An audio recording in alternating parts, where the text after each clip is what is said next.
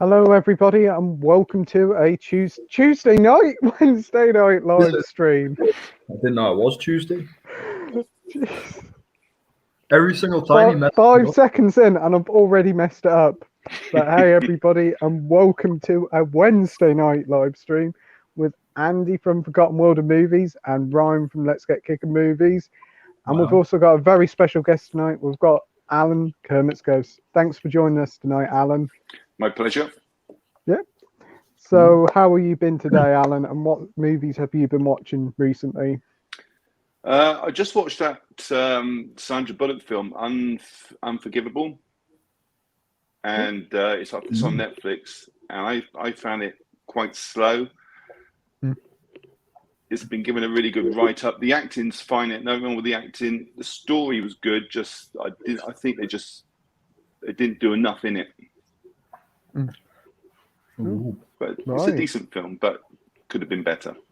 Oh, I never heard of that one. So that's on Netflix, is it?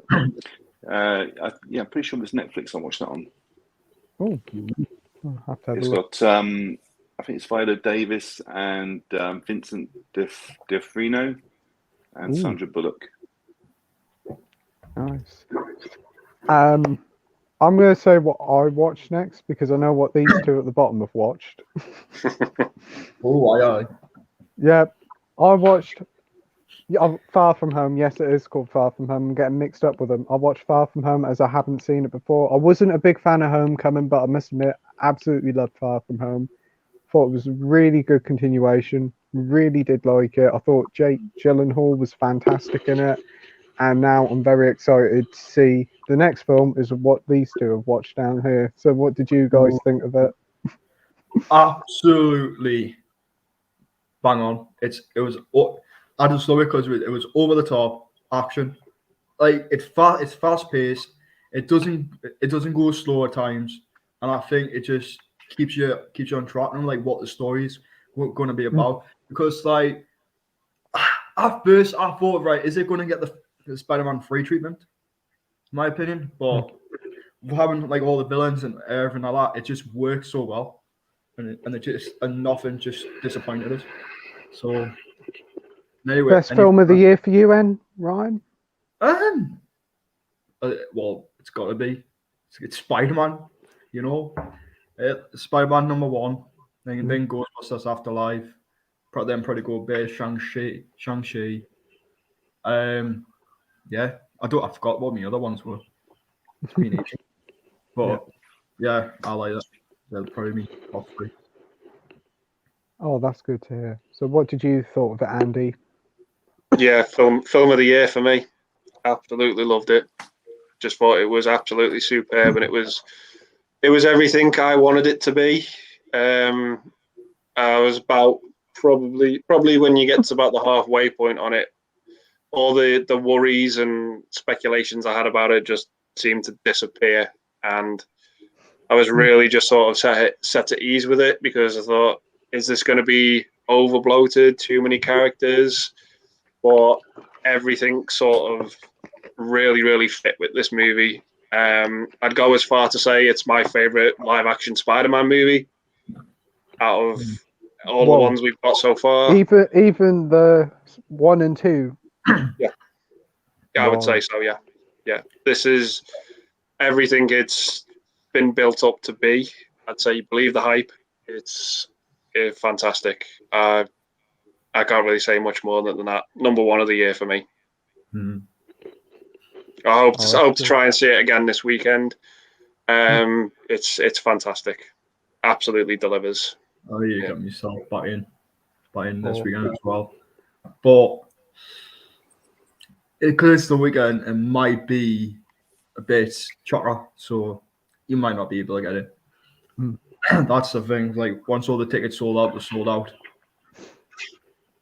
Biggest film of the year, easily, money making wise. I'm going to gather. Yeah, this is gonna absolutely collect at the box office, massively. Yeah. Oh, that's good. Right then, shall we move on to the comments then? Let's see who we've got. Yeah, bring it on. First up, we have Edward here. Evening, everyone. Hope you are all well. Thanks for joining, Edward. Hope you're doing well. Hey, Edward. Even that. Hey, everyone. We have James here, Jim Jam Movies and TV. Hey guys, let's get this party started. Why, aye? Hi, James. Well, it is Wednesday Night Fever, of course. Mm. But somehow we don't even boogie for some reason. Because people. Well, you can if you want to. Oh yeah, I'll just If listen. you're offering, you can if you want to. Oh yeah, I'll put Christmas all around on. Like basically just. Oh Bill yeah, Nye. because you're addicted to Love Actually now. You'd never want to Oh. watch it. Then you watched it the other day, and now you're the biggest fan of it. Keep singing that song. Christmas is all around me. I only watched half of it. I only watched like the first hour. Obviously, I still got the rest of it to watch. Mm. It was just like I had more important things to do, like watch Spider-Man. Yeah. So yeah, that's what I watched. Right. James That's also got, says when. Oh, sorry. So I was What to is- say, that's got Bill Nye that he sings out "Love Is All Around." Have you Yeah. noticed his hands? He can't move these three fingers on each hand. He always holds them like that. Oh, Okay. like Tendons that? in his fingers are damaged, so Hmm. he has to hold his fingers like that. Right. Okay. I never knew that. No, I never noticed that. No. Oh. Right. Mm. James says, when are you going to see Spider-Man? Already seen it. Yeah, this morning. Probably tomorrow for me. Yeah. And for me, I'm going to try and see it sometimes this week. I say that, and I probably still won't see it, but I definitely do want to go and watch it at the cinema. I don't want to wait until the Blu-ray release because I know No. what's going to happen. It will easily be spoiled. Yeah. There's a lot to be spoilt about this film. So if you can see it as soon as possible, there's just so much going on in this film. It's just absolutely insane. Yeah. Next up, we have The View with Drew. Hey, what's up? Thanks for joining, Drew. Hey, Drew. And he also says, you guys ready for No Way Home? Yes, I am. Yeah. Absolutely. Yeah, Yes. it's going to be a day one Blu-ray pickup for me. Absolutely. Yeah. Full price. Yeah. I'm so glad to hear it hasn't disappointed because with all what's going on with it, I was worried whether it would live up to it, but I'm glad to hear everybody's enjoying it. Yeah. James says he's waiting. Yes, we were a little bit late, James. Right. We're always a little bit late. And he also says, where's Julie? Julie, where are you? I don't know who Julie is. Next up, we have Koroshiya Ichi here. Was thinking of going to see the new Spider-Man movie, but £14 per ticket, they can shove it someplace where the sun don't shine. Jeez. That is a bit excessive for It is. Yeah. 14 quid. I think one of the cinemas near me is like about 14 or 15 quid as well. Ridiculous. Well, just to go see a film, like bloody hell. Like I get. Sorry, Ryan. Go. I say I get no why if it's to make money, but like I think the reasonable price would be 5 or 6 quid. It's like if you go to the way like Cineworld and stuff like that, it goes for ridiculous money, like for like 10 quid. It's like so.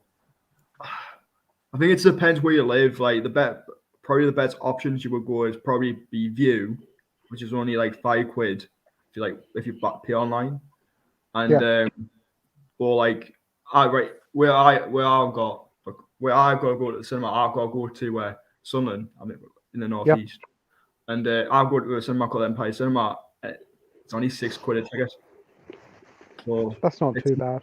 Not bad. That's really good. I think there's about 15 where I live down in Brighton. It's pretty ridiculous, man. Yeah. Ours is called the Light Cinema, and it's about 14 or 15. But there's also a showcase one closer, a little bit further out, and that's about 16 quid. It's pretty ridiculous. It is. That's why I normally tend to wait for the Blu-ray, because you pay for the price of the Blu-ray for one ticket. Yeah, exactly. It'll be on Disney Plus probably like next month or the month after. I don't think it'll be on Disney Plus because the other Spider-Man films aren't on Disney Plus. It'll probably go to streaming, like rental It'll at probably home.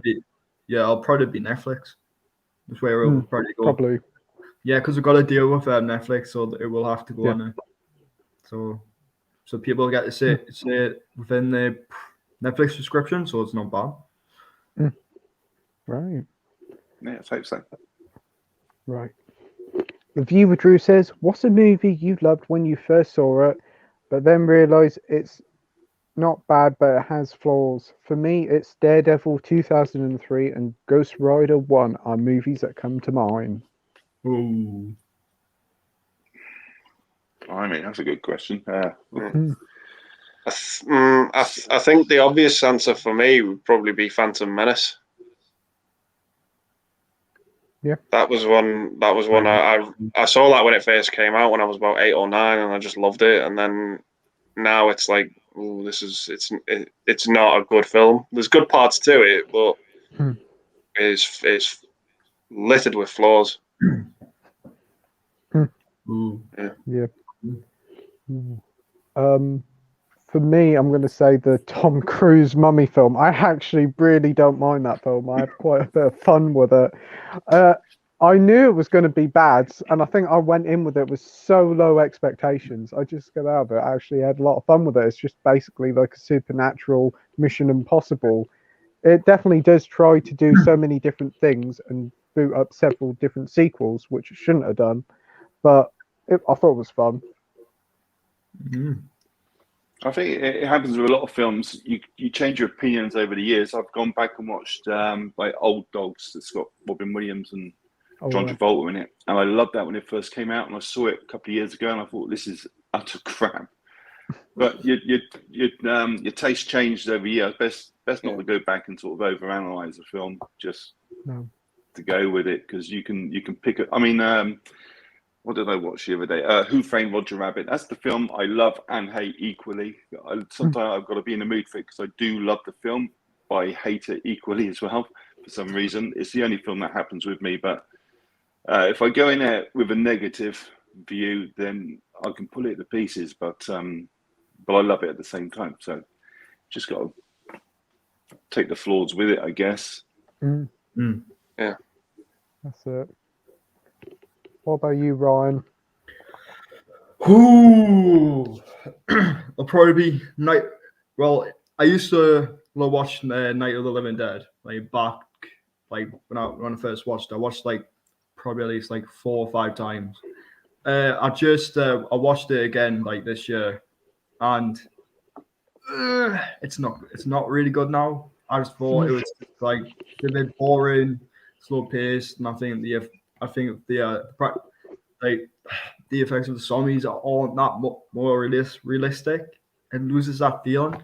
I absolutely love Dawn of the Dead and Day of the Dead because that's one of they're both George A. Romero's masterpieces, and I just think they're phenomenal. But Night of the Living Dead, luckily I've done a review for it on my channel, in my horror road series, and it's just I don't think I'll ever watch this film again. I just feel like it's not a film I would watch, and I just find it boring. That's the one you sent me, isn't it? Yeah, that's the one I've sent you. Yeah. Yeah, I've yet to see it yet. I'll have to watch it and see if I like it or not. But there's the thing as well. You didn't like that film on the second viewing. If you give it a while and then go back with low expectations, it might live up, a little bit better. Yeah, because you can go back with rose-tinted glasses and see a film. I love that film. Go back and watch it and think, what was I thinking? This is an awful film. Because you've overhyped it in your own mind. Yeah. Yeah. That's why I tend to go into each film with a bit of skepticism, try not to get too overhyped. With Spider-Man, I won't go in there expecting so much, because I probably might end up a bit disappointed, but I don't think I will. But it's always best just to go in there a bit conservative, just to avoid being disappointed. It's it was the same with Ghostbusters, because after 2016, I thought, right, how are they going to make another Ghostbusters after the mess that they gave us?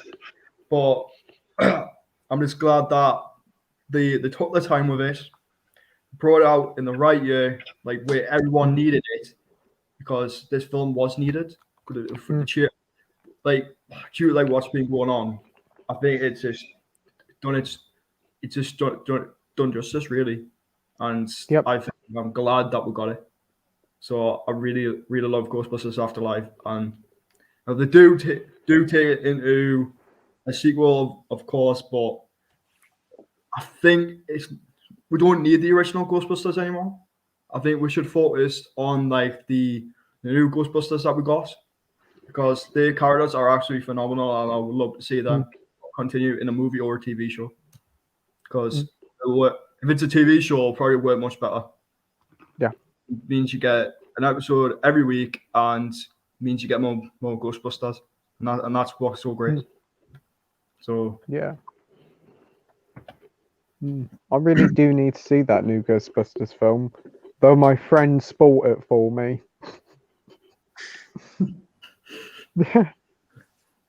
Good old Ricky. Yeah, good old Ricky. Jules says, hello, boys, and the wonderful Kermits Ghost. Thank you for saying hello on Monday. That's okay, Jules. Hey, Jules. No problem at all. Hey, Jules. Hey, Jules. The Viewer Drew says both movies are like B movies. It must be like Ghost Rider, what he was talking about. Yeah. James says, I didn't plan on seeing it today. Was a last minute decision. So glad I did. Cinema was buzzing. Oh, absolutely. Yeah. And Julie in the house obviously must be talking about Jules. James says, are you going to do a Pile of Shame Blu-ray countdown?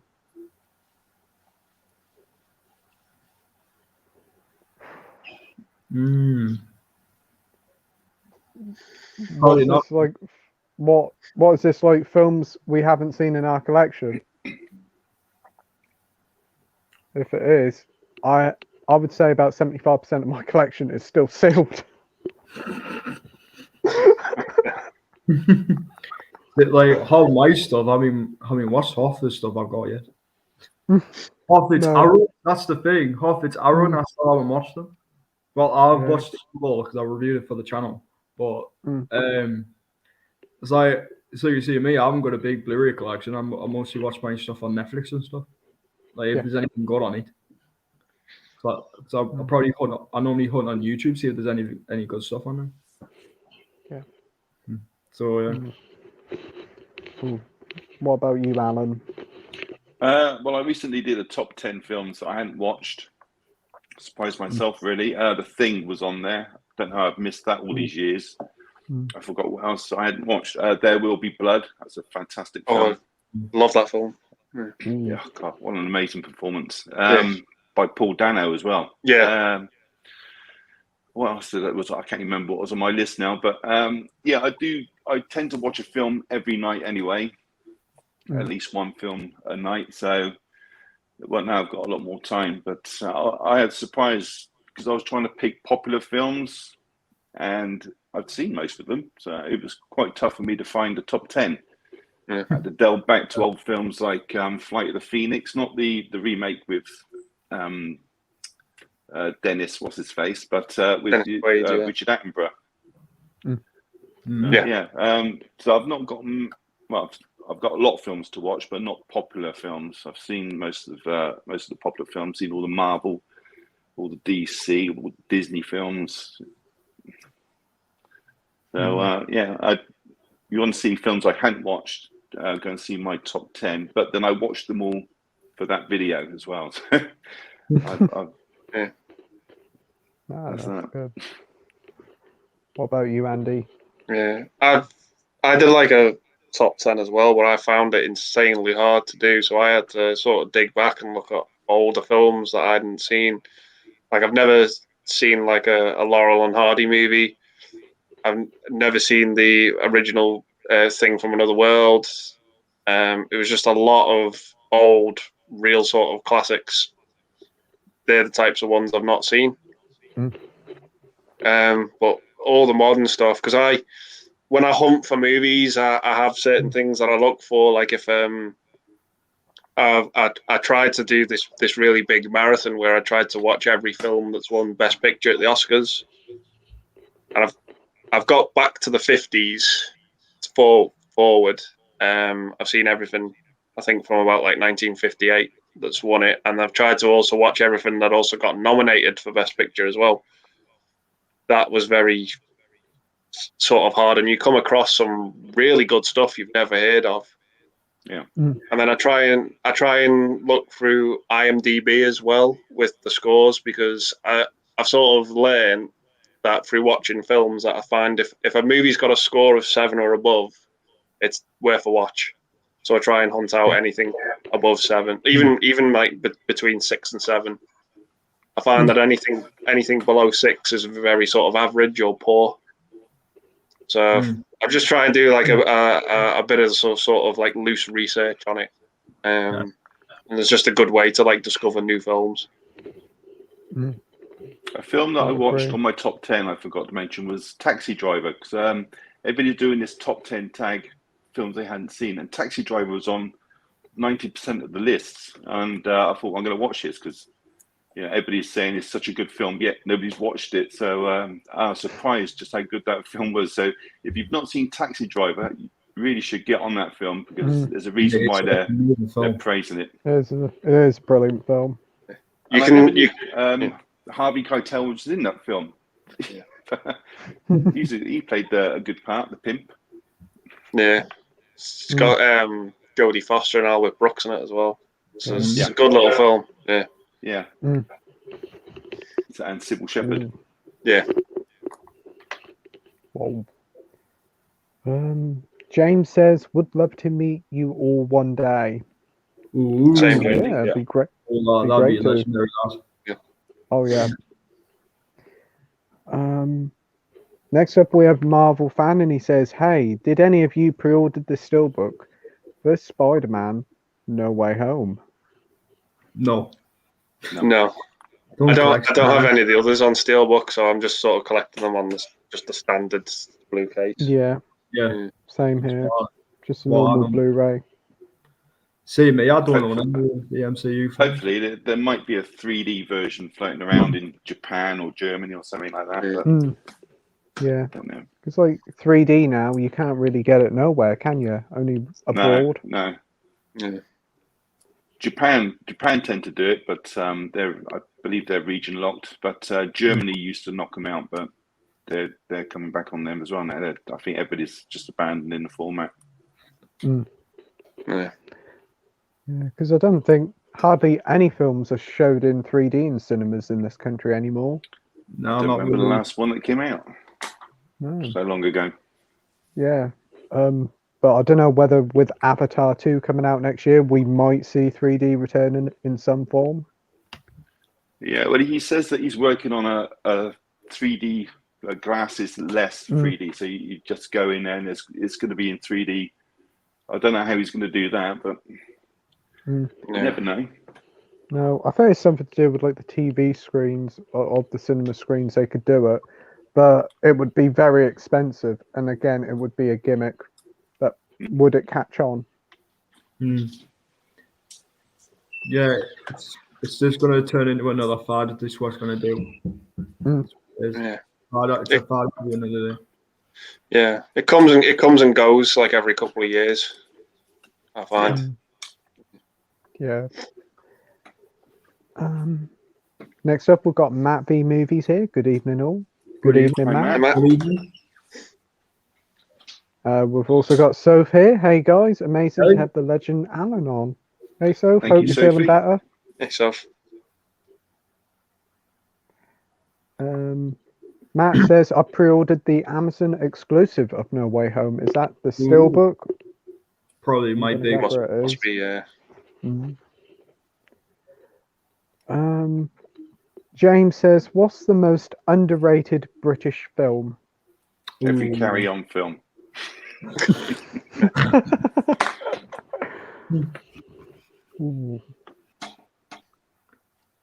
Is there any underrated British film? Elephant Man, that's a brilliant film.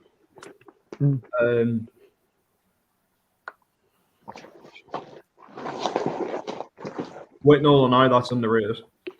Oh, Yeah. it's such a good film. Yeah. Richard Griffiths.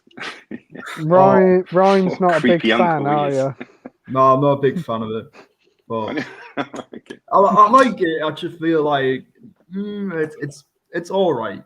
In my I opinion. think you have to be in the right frame of mind to watch that film. I know. Yeah. It's just like Little tip. I must have been in the wrong mood or something. I must have been in the mood for like horror or something. That's what I might have been in, horror or action. Yeah. So, see me. I don't intend to watch comedies that much. I like something that's gonna wow us, like make us think. That's what I like to do. But sometimes I like to switch my brain off.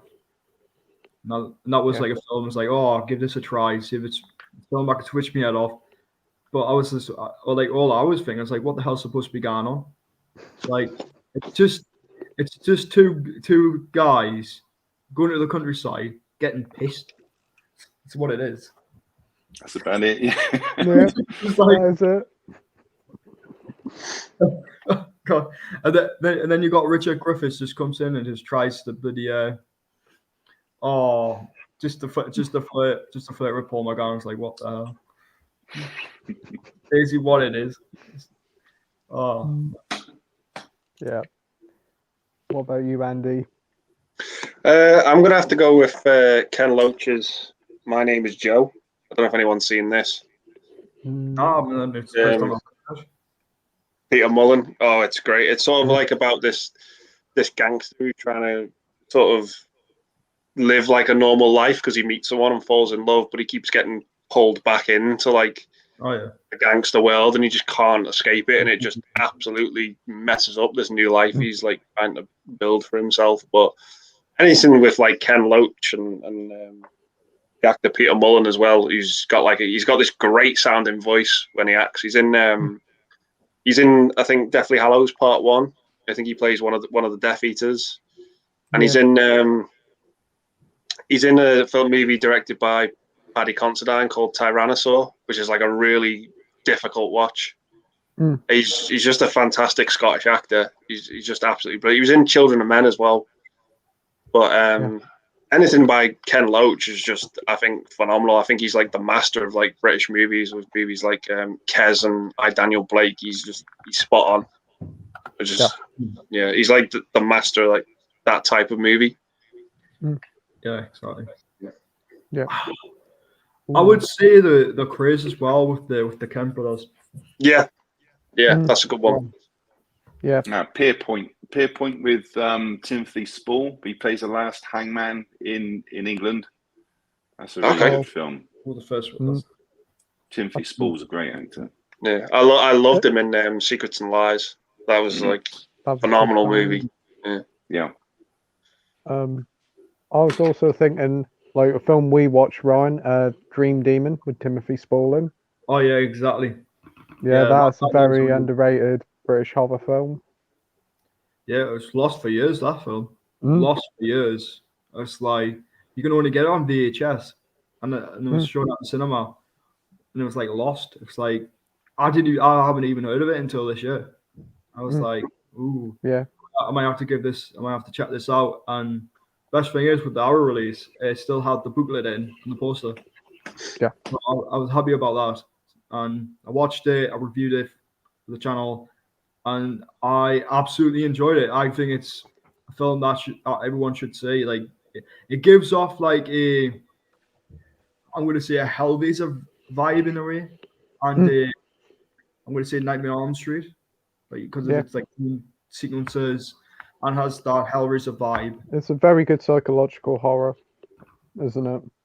So it's like you say, it's psychological and supernatural at the same time. It's like. I was thinking, like, how the hell did they do this? Like, man, and I'll tell you something, it's a film that people need to see. Yeah. It's absolutely phenomenal.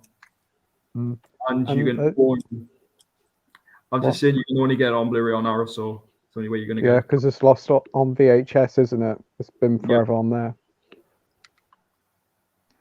Another one I can think of is, I'm pretty certain it's a British film, is Telstar, the Joe Meeker story about like the producer of Telstar.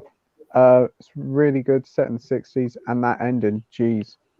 We did show both you and Andy the ending, didn't we? Oh, I didn't see it. didn't you? It was No, I rough. didn't. It is.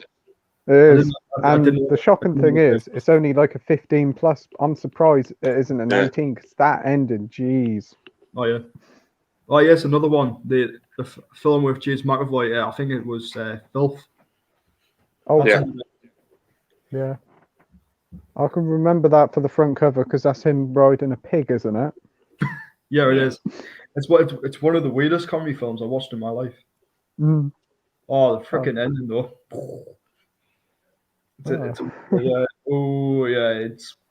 after all he went through that entire film. It's like so psychedelic, and he just went, and it just went downhill like near the end. Bloody hell! I don't want to tell you what I did get into spoilers because it's a really good film. Mm. Like Next up, we have Matt, and he says the Zavi design for the steelbook is great, but I don't order from them. They're a terrible retailer, in my opinion. yeah, no, Yeah, I don't buy. there's quite a few issues there. I buy off the Arrow website, which is also owned by the Hall, which they also Zavi. Savvy. But I'll order off Amazon, like Arrow Yeah. Home Store. It's much better. And during the Arrow sale, you can get some really good deals, like for Arrow Blu-rays just for $5. So James says, Alan, you are an inspiration to us all. Thanks doesn't seem enough. True gentleman. Totally agree with James Yeah. there. Thank you. Didn't Totally know I agree. was. Thank you. Next up, we've got Koroshi Ichi, and he's telling to tell Jason to get rid of that god awful weird science Blu-ray he's bought. He can thank me later. yeah, what weird science is fun. I love Yeah. weird science. It's not one of my favourite John Hughes, but I think the best part about it is Bill Paxton. Oh, definitely. I've never seen it. I love weird science. I think it's just a fun film at the end of the day. Yeah, it's fun. It's silly. It's a bit strange for John Hughes because I sort of associate him with more grounded drama, comedy type movies, and this is a bit more a sci-fi. Yeah. The Viewer Drew says, do you think No Way Home will top Spider-Man 2 for the best Spider-Man movie of all time? It could. For me, it's my favourite live action Spider-Man film. No Way Home. But I think there will be still fans of Spider-Man 2 that still think that's the best. You know, it's going to be one of those debates like which was better, Alien or Aliens. It's going to be one of them, I think. Oh, that close then. Wow. Oh, right. Next up, we have the DVD from Film Bloke. Hi, thanks for joining me. Yeah. And we've also got AJ's Movie Place. Thanks for joining us. Hi, Hey, AJ. AJ. Now, Hey, AJ, you know you want to give me that group, not group, go Gru, whatever his name is, Baby Yoda. Oh yeah, that Baby Man, Yoda he it's- picked up is so brilliant. Oh, what a little thing that is. Beautiful. Yep. Next up, we have Movie Mad here. Sorry to see Kermit ending his channel. It will be missed. Totally agree. Thank you, James. Sub saying Jason is going to the cinema to see Spider-Man. Koroshi Ichi says the movie is great, but the Blu-ray is horribly filtered. Good on him. If he spoils about anything, just smack him in the face. Which one did you buy? Is it just a normal standard release or? Yeah, it wasn't he the just Arrow picked one. up the normal one. Standard. Yeah, Oh, you should have went with the Arrow. yeah. Jill says you'll be missed, Alan. Definitely. Thank you, Jules. Appreciate that. We've got AJ's Movie Place here. Saw Spider-Man earlier. Review uploaded now. Ooh, Yeah, I'll check that look out forward to watching afterwards. Is it spoiler free? Yeah. I doubt anyone will do a spoiler review at this moment. No. No. Some people have, which has kind of annoyed me because it means trolls can watch it and literally go on people's channels and spread it like a virus, which is just it's not. Yeah. Apparently, if you're on TikTok, there's some sort of filter on it that spoils the film straight away. Right. I've been Okay. told. I'm not on it, but I've been told that, so I'm glad I'm not on it. So, see, I'm not reviewing it until I do my next series after I finish season 1 of Horror Road. I'm going to be reviewing all the Marvel Cinematic Universe movies, like from start to finish, even though it'll continue anyway. So basically, the series will still be continuous. So, yeah.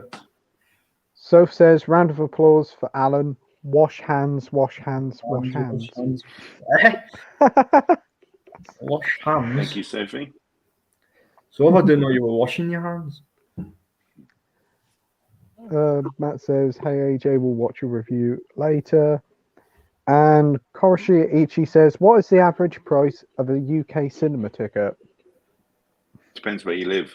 And depends on what sort of cinema you go to. As well. Yeah.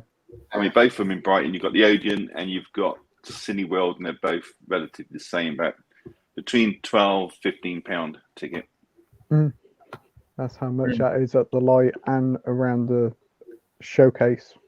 I don't know if that's because they've just done both cinemas up. We've got an iSense now down in Cineworld, and they've just done a refurb in the Odeon. So I don't know if that's reflected in the price or...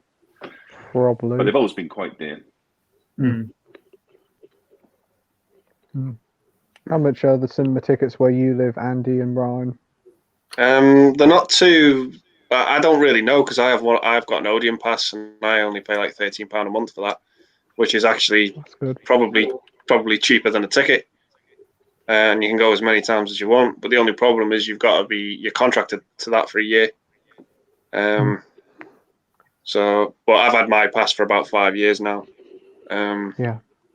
So I don't really know what the prices are around here, because I sort of book the ticket online, and I go straight in and come straight out, and that's me done. What about you, Ryan? Price for cinema ticket. Looking at where I am, it's cheap. Well, I'll go out out my town to go see someone, but it's not that bad. Because like I can easily go to Sunderland, which is only half an hour away from where I live, so that's like bang on.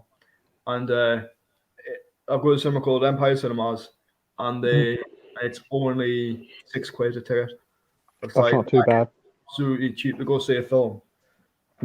So, and then I can go to Gateshead, which is in like near Newcastle, and that's it's a view cinema, and it's only £5. That's really good. Not bad. It's like if you buy it online at the View, if you pay through PayPal, you know, like sometimes you get charged for card handling fee, which is crap. But if you pay through PayPal at the View, you just pay the £5 and that's it. So it's not bad. Okay. Because you got some reason they make you pay 69 pence for card handling fee, which is just ridiculous. That's extra money. The one because they're greedy. But I don't even eat. In my opinion, I don't even eat in the cinema anymore. I just don't even fight. I just don't know what's playing. I just want to go in and watch the film. Yeah, I think we've got a local cinema where we are that shows films, and they're only £5 a ticket. But the problem is they're always about a month late to show the films. Yeah, that's the thing, because it used to be the same. Like we got a place called the Cuspin's House down in Shields. Like they wait a month after the film's been out. Yeah. But the thing is that they don't show films anymore because of these big movie franchise, like cinema franchises now have taken over, where everyone goes to the cinema. So basically, they only show kids films now. Yeah. And it's a theatre, but the thing is that's been taken over. Like from the college that I work with, it's been given by the council. So that used to be a place where I used to go to cinema when I was a kid during the 2000s. before the cinema starting to open. Yeah. So, Next up, we have AJ, and he says, Alan, do you think you'll ever get the itch to return to YouTube at some point? Who knows? Don't know. I've still got to do the ring tour, but I've got to finish building it first. So that's going to take me a while. Who knows? Maybe one day. Don't know what the future holds. You never do. Yeah. Next up, we have Keith from Euphoria Pictures. Hello to all tonight. Hope everyone's Keith. doing well. Great to Oh, see yeah. Alan on your stream, Pete. Keith. Thanks for joining, Keith. I love. He's just had that like cinema room delivered. oh Did yeah, you see that? Oh, Wow, God! so good. I was like that. I don't know if I could have trusted that crane coming in with that. But yeah, I'll that's going to definitely look do. amazing. Well, Yeah. his cinema room looked amazing anyway, but he's moving it all Yeah. up over there, all the Blu-rays and stuff, and wow, super jealous. Wish I had something like that. That would Yeah. be me. That means I've got my own space to put all my junk. You know, I can put all my cabinets. I can put cabinets up. I can put my Blu-rays on the shelf, and like it'll just look so nicer than being in container. Well, my Blu-ray collection has spreaded from the living room to the 2 bedrooms. Next thing, it'll probably invade the bathroom the way it's going. Oh. We got too many films, Pete. Well, one thing, we all got too many films. It's fighting for the space. But I always seem to try to find some space, or make space at least. Right. AJ says, Matt, the review is 2 halves. First half is a generic non-spoiler review. Then he gives a warning and goes into full proper spoiler territory. Ooh. Okay. Yeah. Good to know. So I might actually give that one a miss until I've actually seen the film. Matt says, June 4K Steelbook unboxings already being uploaded. Amazon Italy edition, no IMAX scenes though, but hearing rumours that the French Steelbook with the 3D edition included with the 4K may have IMAX. Oh, so June's getting a 3D release then. That's awesome. Yeah, that's good. Ooh. Koshi Ichi says, good evening to Keith. Love your new movie shack room. Oh, Yeah. I agree. I want one. I need one. We've got Scotty Movies here. Hey all, hope you're well. Totally agree on No Way Home. It was awesome. Oh yeah. Hi, Scotty. Hey Scott. Yes. Matt says, thanks for the heads up, AK. And Thank you. Movie Mad says, Love Actually is a great film. Emma Thompson's performance is great. Yeah. Yes, it is. I agree. Yeah. Yeah, I like how you said AK instead of AJ. Don't worry, it happens every week. Yep. AJ, I mean. I'll tell you something. I haven't swore yet. No, you're on your best behaviour tonight, aren't you? I am. Yep. I normally swearing my head off. So, but Yep. it's rated P. It's rated U this week, so it's fine. Yeah. We've got Eastwood for Life fan here. Hi guys, only last night said to Playtendo's got a channel. Didn't know you buddy had a channel here to support the UK guys and see the legend himself, Sir Alan Kermits Ghost. Oh, thanks for Hi, subscribing, Carlos. mate. Hey, Carlos, he's Hey. a great guy. He knows everything there is to know about westerns and Charles Bronson and just movies in general. Great fella. Awesome. Nice.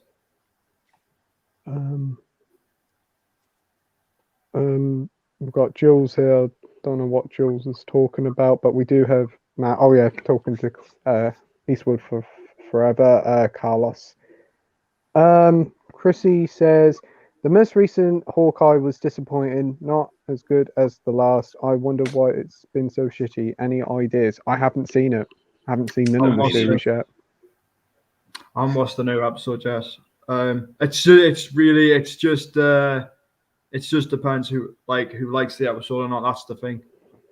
Like course TV shows have that odd shit episode. Mm. That's the thing. Yeah. So, Is it going to be like a mini series, just a few episodes, and that's it, a story contained, or is it going to be an ongoing thing with the seasons? Right, Hawkeye is only a miniseries. So basically, okay. it's basically like what this series is going to be. It's like handing over the mantle kind of show. What it is. Yeah. So Kate Bishop, who is the next person to become Hawkeye. So that's basically what that series is. Mm. So Fair enough. Okay. handing the mantle over because like I've Jeremy Renner's leaving. Oh, Yeah. because does it finish next week? Finishes next week, so it's not Yeah. that bad. So you like. No. It's better binge watching it, but I've already seen all the episodes now, so I might as well. Yeah, just I'll watch probably leave it till it finishes next week and then just watch them all. Hmm. Have you been watching it, Andy? I've only watched the first 2 episodes. Started watching the third one, but yeah, I just need to catch up on it. Really, that's where I'm at with it. I think it's been all right from what I've seen so far. Just I just find a bit of an oversaturation with the TV shows. Yeah.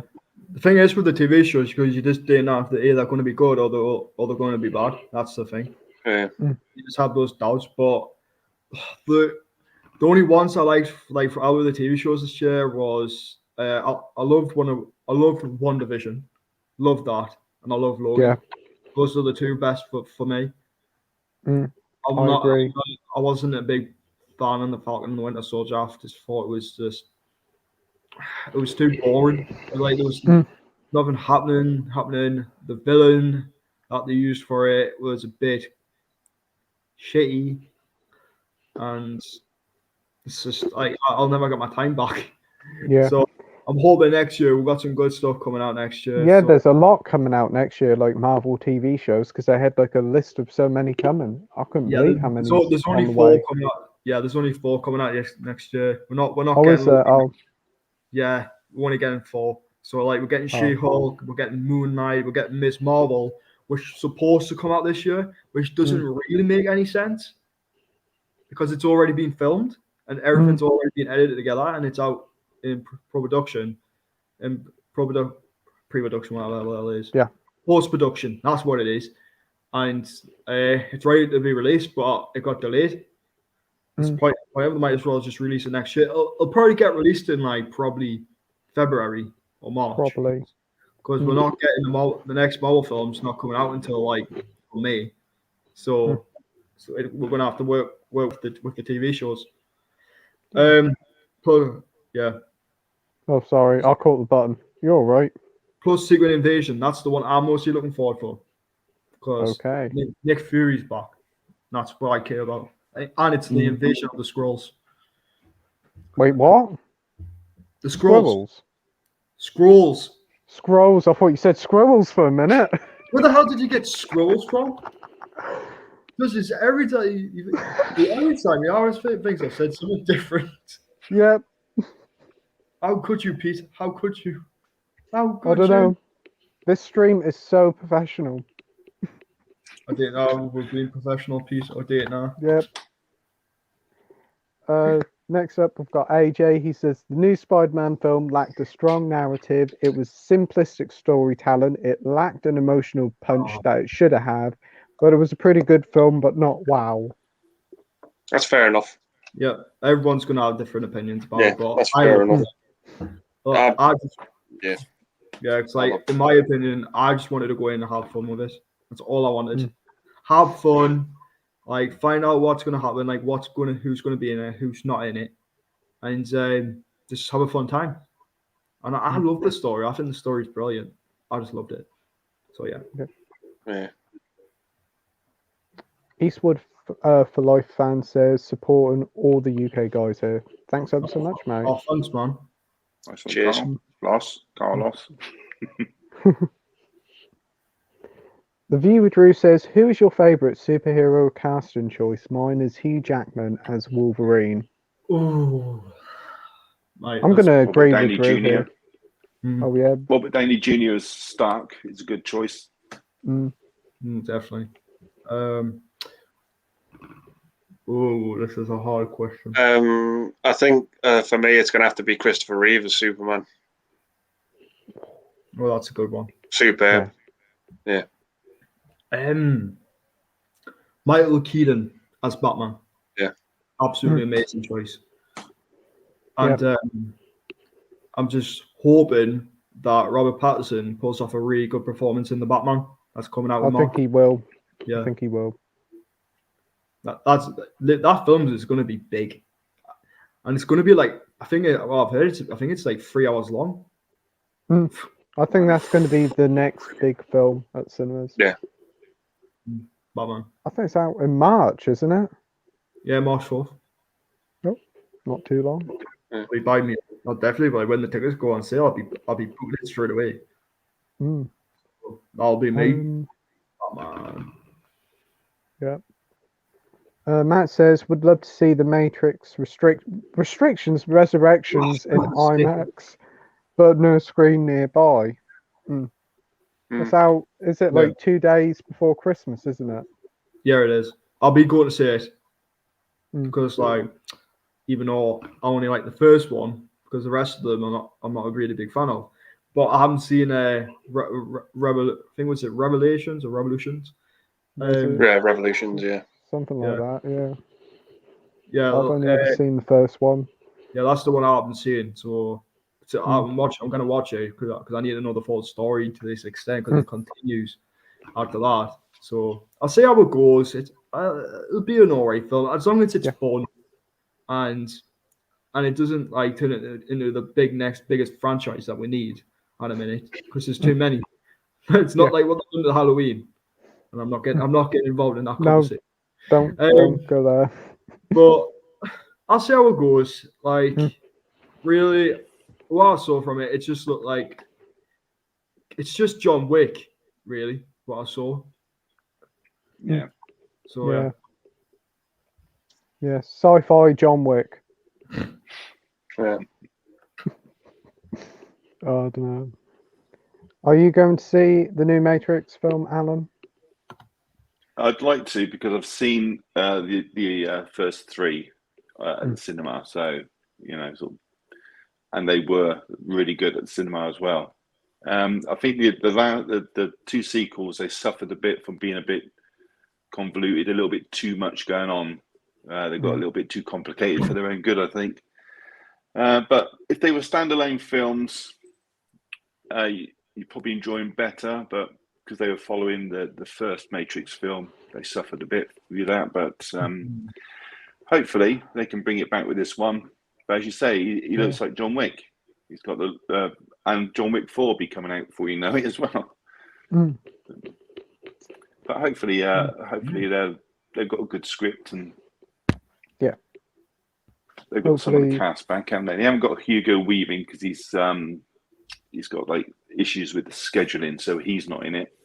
And they've got a younger person replacing Morpheus. But they got Carrie-Anne Moss. That's her name, isn't it? Carrie-Anne Moss. Carrie-Anne Moss, yes. I don't know if they got any of the others as well, but most of them died, didn't they? In spoiler, most of them got electrocuted or whatnot. But the films have been out. How long has that been out now? If you haven't seen it, you haven't seen it. Right. James says, "What film would you like to bring back for nostalgia reason?" What, the cinema? I'm gonna say, yeah. Probably would be. Well, I've been quite fortunate because I've seen. I saw the Star Wars when they first came out, and then they showed them again probably about 10 years ago at my local cinema. They showed like the first three, the first three as they were made, not the reboots with Neeson. So I've seen them again recently, and Lord of the Rings they showed recently as well, and Terminator 2 that came out as well. So I think it's really nice if they could do that, like once a week, maybe put on an old film. I saw It's a Wonderful Life about 4 or 5 years ago on Christmas Eve, in fact, and that was really nice to see that at the cinema. But I like it if they could bring back films. Goonies would look good on the cinema because I didn't see that in the cinema.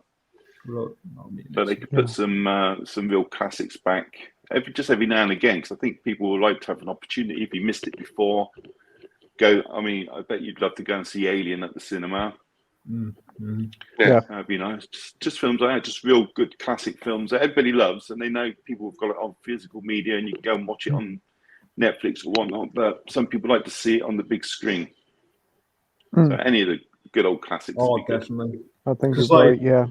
Because I had the opportunity to go see Rocky at the cinema. That was phenomenal. Like seeing it on the big screen.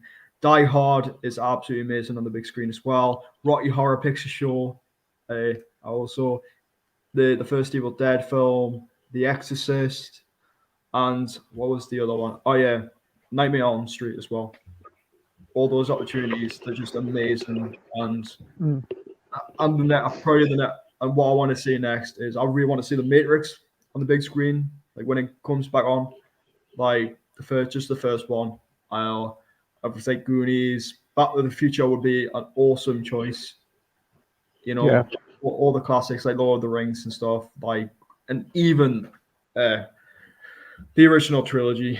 It's just all these stuff I grew up with, and I think it's just phenomenal because like half the stuff that you get these days are crap. That's what I'm saying. And I love the 80s. I just think it's probably the most best eras for films out there. Well, they were all original films as well. Now all you've got sequels and remakes. But it'd be good to go back and see the originals on the screen. Yeah, there's no original ideas anymore. It's just constantly bringing the same old thing back. Yeah. Right. Next up, we've got Carl here. Hey guys. Hey Carl, thanks for joining. Hey Carl. Hey Carl. Have you seen a Christmas horror film called All Through the House? Never heard of it. No, it's the first time I've heard of that. Is that on a streaming platform, or is that physical, or did you see it at the cinema? I wonder whether it's a new film. I wonder whether it's a new film on Netflix or something. It could be. I don't know. Next up, we've got Matt, and he says, "What year did you start collecting physical media? Alan, can you remember the first film you picked up on either VHS, DVD, or Blu-ray?" Oh, blimey. Well, I first seriously started collecting around about 1990 on VHS. But I did have film. My first film I ever bought was Indiana Jones back in like 86, I think, something like that. Or no, it was like an ex-rental VHS. So I've had films sort of floating around every now and again on VHS, but I first started actually collecting, like buying from HMV around about 1990. And I had like 700 VHS, and they just took up like the whole room. My front room. So they had to go, and luckily I got rid of those just as DVD were coming out. So I sort of swapped over at just the right time and got into DVD. And then I had like 3,500 of them. And then my daughter got me into Blu-ray. I was reluctant to go over, but she put me onto Blu-ray, and now that's got out of hand. I'm about 5,001 or 200 now. Whoa. Ooh. Yeah. Wow. That's incredible. Would you collect 4K? No, I'm not gonna, because it's all or nothing with me. I went from like all of VHS to DVD, got rid of all my VHS, and the same when I went to Blu-ray, got rid of all my DVDs. So no way am I starting again. And I think the first VHS that I properly bought was my wife actually bought it. It was Ghost and Pretty Woman on VHS. So she got me started. Ooh. So it's her fault. What about you, Ryan? Ooh. See me, because I used to just collect DVDs a lot, right? I buy them, but I don't watch them, right? That's the thing. That's what happens. You buy films that you really want to watch, you don't watch them. That's the thing. You have them in your collection. All these years, you only watch like probably ones that you can only go back with unless you watch a new film for the first time. But just trying to think, I can't remember literally what I bought because I was born in the noughties. That's the thing. Like before, DVD came in the hand. So, like, Yes. I didn't think I'll start. I think I started collecting DVD probably when I was like 9 or 10. Mm. Or Did you say you were born in the noughties? Right, that makes me feel old. yeah, I was born in the bloody 60s. yeah, well, yeah, I was born. I was born in Depressing. yeah, I'm 21 now. So, I was born in the noughties, but I also grew up in the noughties. So, I got the opportunity to watch all the great stuff. Even my youngest child was born in the 90s.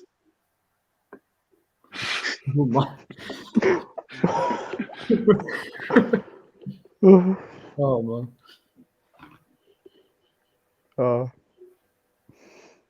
Right. What about you, Andy? Yeah, it was probably all started from like a couple of Christmas presents I got when I was about 2 or 3 years old. VHS.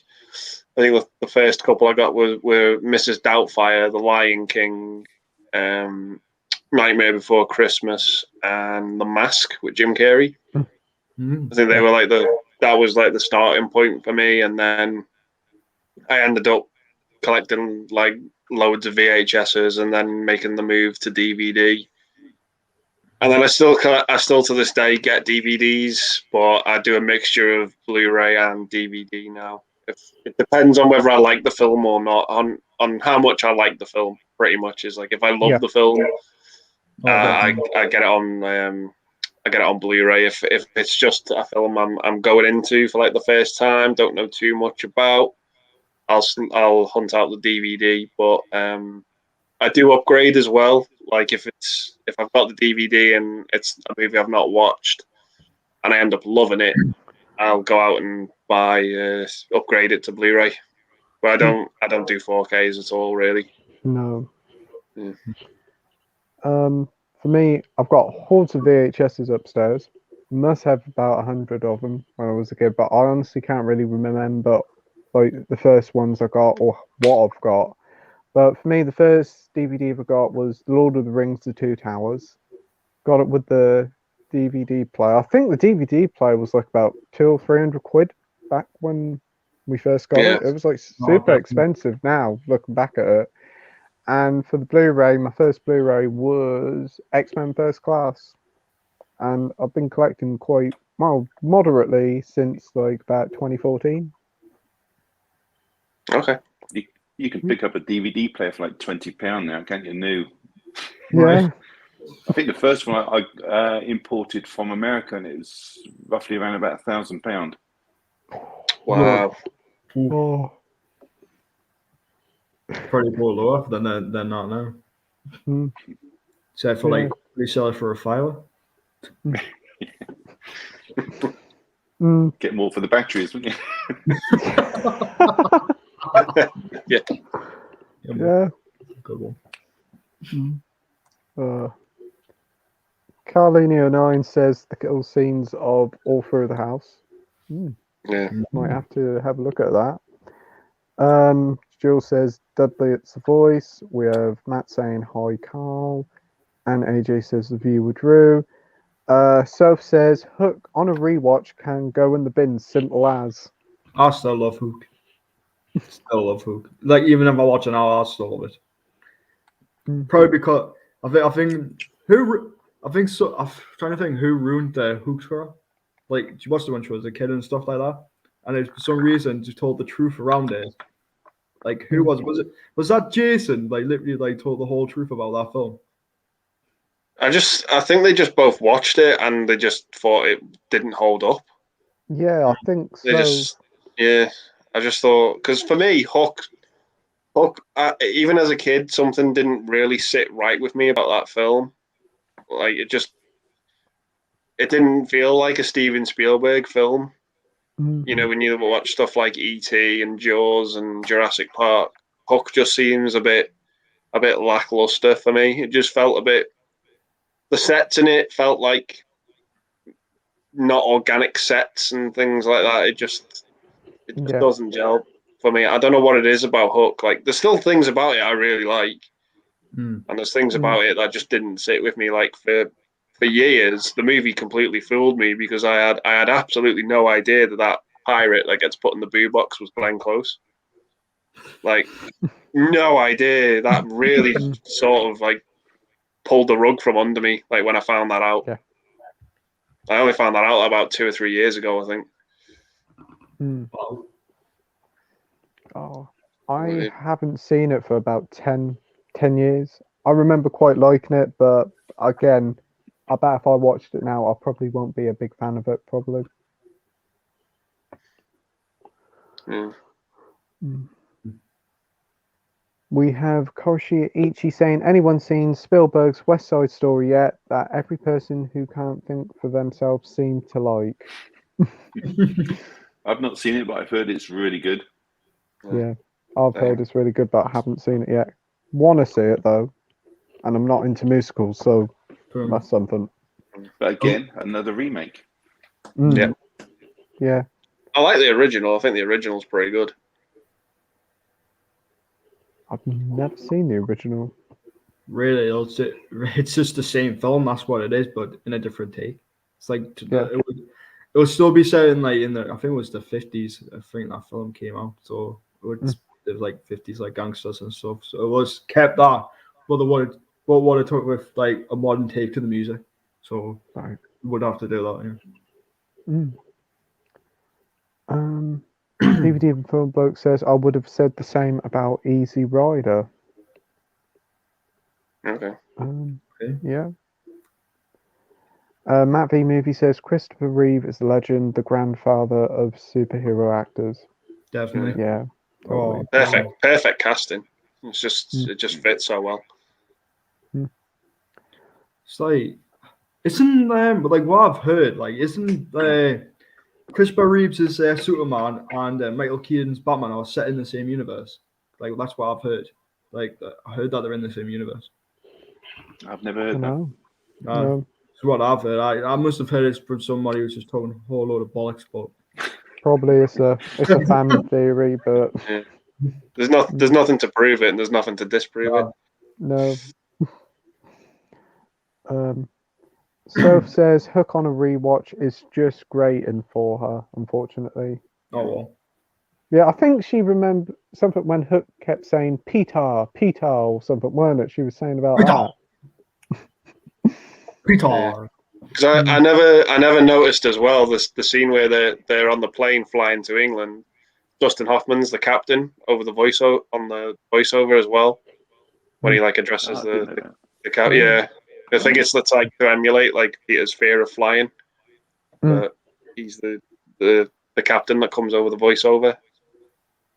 Oh, I didn't know that. Yeah, Matt says like Christopher Reeve, it started with him, totally. And DVD Before Bloke says, yeah, I think low expectations are the best way to go when watching a film because there is a risk of disappointment. I didn't much like E.T. when I first saw it. Now I like it.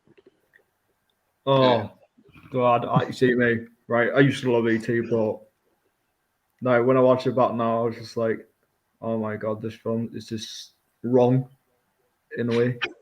It's just wrong. Like, you know what I mean? Like, look at my point of view, I think E.T.'s a paedophile.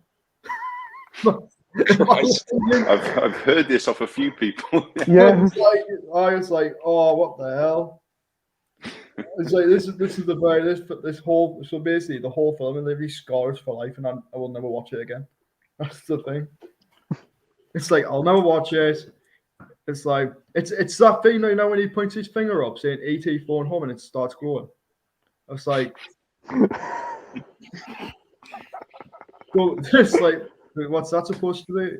It's pointing his finger at the little kid. It's like, okay, why are you pointing your finger at the kid for? That's a bit it's a bit wrong in it.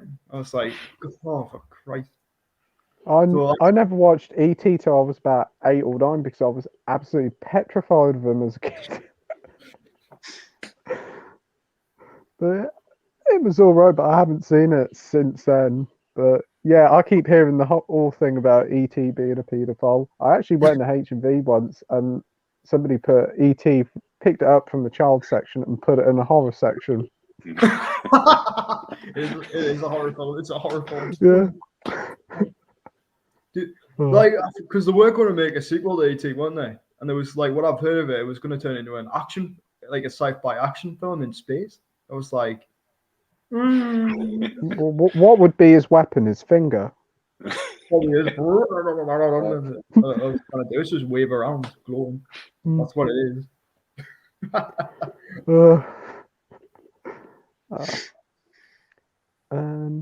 James says, Alan, how can I contact you, mate, as I don't have Instagram? I don't know. You have to get Instagram, James.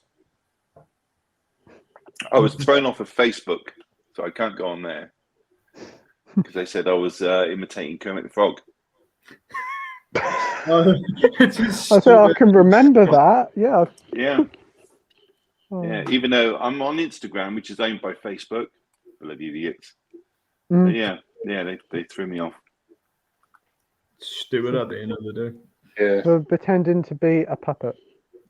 Yeah. See, how can you pretend? How can you pretend to be a puppet?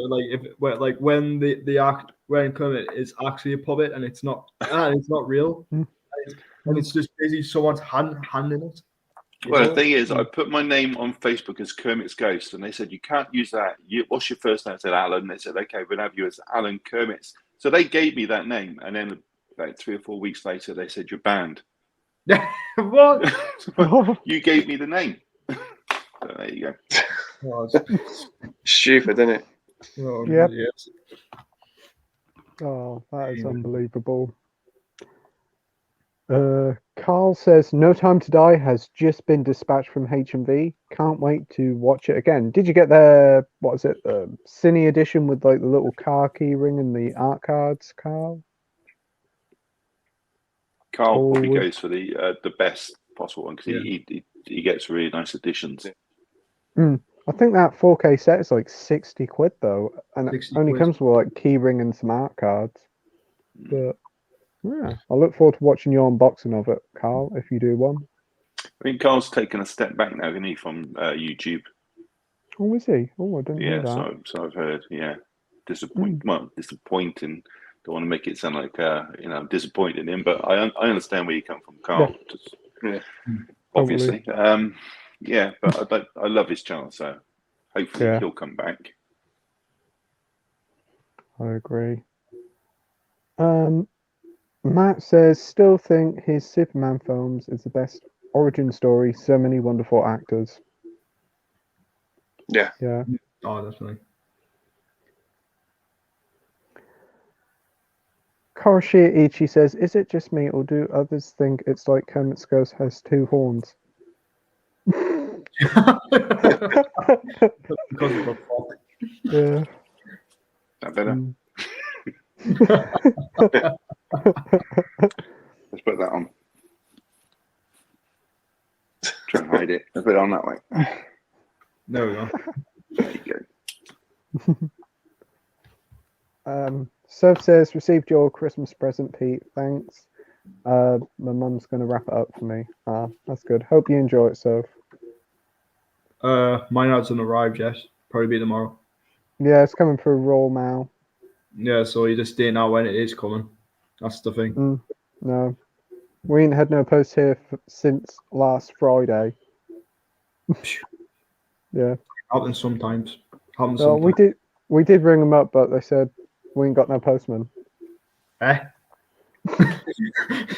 How can you not have a postman? That is just like they can't be bothered just to get a replacement postman. Well, my mum was on the phone and said, "Well, why ain't we got no post? We ain't got no postman. Bye," and put the phone down.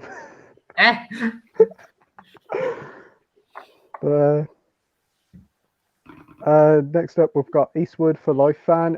Question to Sir Alan: who's a big Kevin Costner fan? Is there an actor or actress who you wish he'd done a film with? Oh, Morgan Freeman, Tom Cruise, any of the big ones. Samuel Jackson. I don't think he's done one with Samuel L. Jackson. Denzel Washington.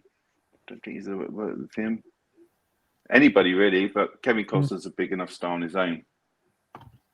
I'll watch anything he's done. I just picked up his the TV show Yellowstone. I've not seen that yet, and I had to import one of the, I think, third season from Australia, because, as is always with the UK, we get like a couple of seasons and they stopped selling them on Blu-ray, and you have to import them from other countries. Yeah, I've heard that series is actually really quite good. Yeah.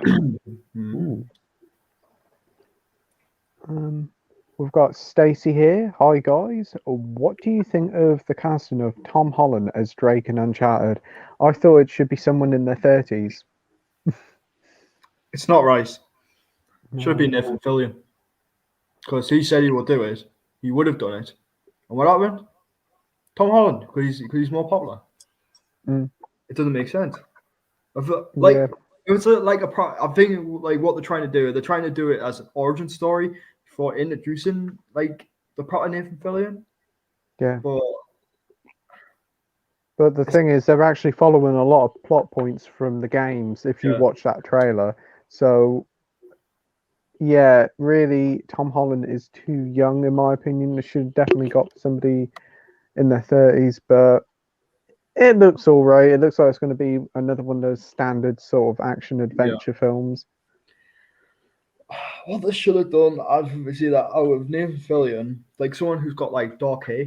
That's the thing, you know. Like I would say that Orlando Bloom could have done it. Who else? Because like Orlando Bloom would have been a good choice. That would have boosted his career. The thing is that gets me is Mark Wahlberg as Sully. Doesn't work. Sully's supposed to be old. Should have been J.K. Simmons. Yeah, I could see that. Yeah, it would have worked. Or Liam Neeson. Yeah. Like it's got to be. Thing is, it's got to be in all that. That's the thing. Well, yeah, but I think obviously they're trying to make it an origin story, even though they're doing a lot of the stuff through the games, which is quite odd. What about you, Andy? What do you think of this Uncharted film? I don't really know, because I've never really played the game, so it's all undiscovered territory to me. See, me, I've got the games, right? I haven't played them. What the thing is, I know about them. I know what's like. I just know about Sully. I know about Nathan. What's to come. And it's like, what the hell's it? It's going the wrong route. It's basically like Uncharted is just basically Indiana Jones at the end of the day. Yeah. What about you, Alan? Have you? What do you think of Uncharted? First of all, hi Stacey. Uncharted. That's a video game, yeah. I don't know it at all. I haven't played a video game since the 80s. So, because they give me really bad motion sickness. It's not because I don't like them, because my son's a big gamer. He'll probably answer this better than me, but he's a huge gamer and he plays them all the time. And I can't go near his room because the motion sickness just gets me in minutes. Yeah. All right. Next up, we've got Matt v Movies. Still need to watch The Suicide Squad and Tenet. Bought them, but need to make time to watch them. Suicide Squad's absolutely fun. It's a fun film. Tenet, it's not really that good, in my opinion. Tenet, I thought was very much just like a sort of timey-wimey James Bond. I quite enjoyed it. I had a lot of fun with it. I kind of preferred it to The Suicide Squad. Don't get me wrong, I still enjoyed The Suicide Squad, but I've had more fun with Tenet. Some great scenes in that. And Robert Pattinson was fantastic in that. See, with Tenet, that's a 2020 movie.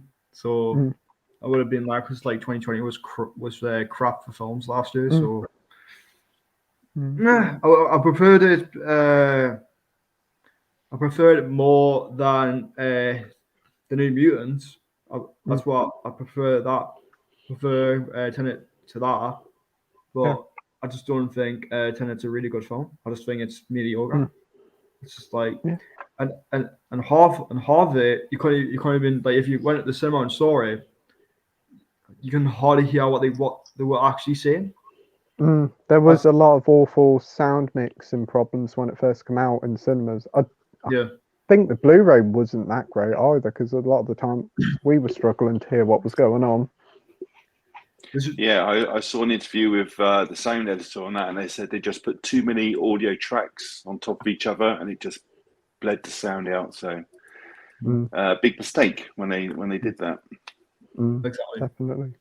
It needs to what they need to do is it would be a better film if the soundtrack side of it out, get that sorted. Really, they should have done it before they released the Blu-ray. So basically, they have time to sort it out, and maybe include some extra scenes like that would make more sense for the film. And they could have done. That's what they could have done. And I just think they've just done bad on it. I just think it's just not one of Nolan's best. I think I prefer Inception over Tenet. Yeah, Inception is a better film over Tenet, definitely. Well, in my opinion, I just thought, is this just like a sequel to Inception, but using time travel? That's what I thought from it. So yeah. So basically, it's just I would cast it as a sequel to Inception. What did you thought of both films, Andy? Yeah, I enjoyed them both. I'd probably choose Suicide Squad over Tenet though. The thing is with me, as I'm not a big Christopher Nolan fan, I think all his movies look great, but I find his movies quite pretentious. But I thought Tenet was probably one of the better ones that he's done more recently. I did enjoy it, but Suicide Squad delivers on the fun for me. That film far superior than the 2016 one, in my opinion, and I just thought it was just overall better. It just delivered, didn't take itself too seriously. Some great characters in it. I just really enjoyed it. Oh, exactly. The thing is, right, the Suicide Squad only had one flaw, and I think it was the middle. It started to slow down a bit with Harley Quinn, because I think she was like making out with that. I think it was the world leader of that. I think it was some Connery, right? Yeah. And it's like, I think that went on for like 20 minutes. I was like, it was bad. I thought that was boring. I was falling asleep, but then it started going back up, like when it went straight to the action sequence where Harley is mysteriously known martial arts. It was like, right, I'm back in the zone. Yeah. The only time I was falling asleep. So what did you think of the two films, Alan? Suicide Squad, I'm in a minority here. I actually preferred the first one. Okay.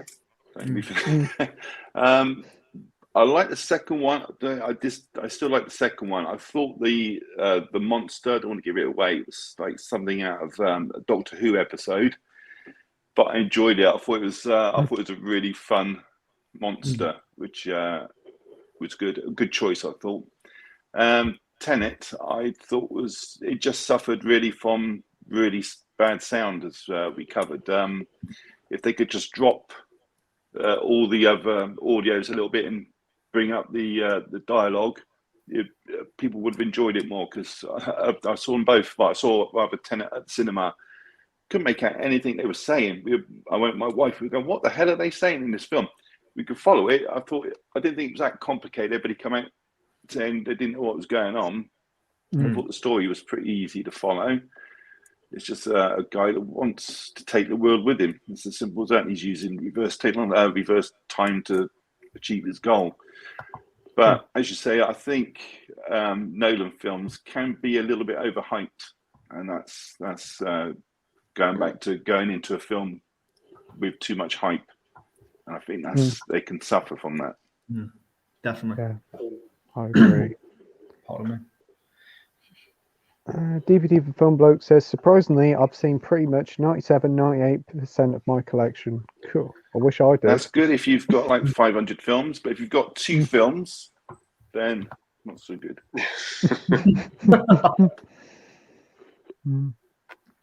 Most of his collection is 70s to 90s, mainly 80s and 90s. Mm. Good mix. Good films. Yeah. Good films in this. Well, in all those decades. David says, "Hi guys, this is going to be a good evening with Kermit's Ghost. Kermit's Ghost, amazing videos always." Thank you very much, David.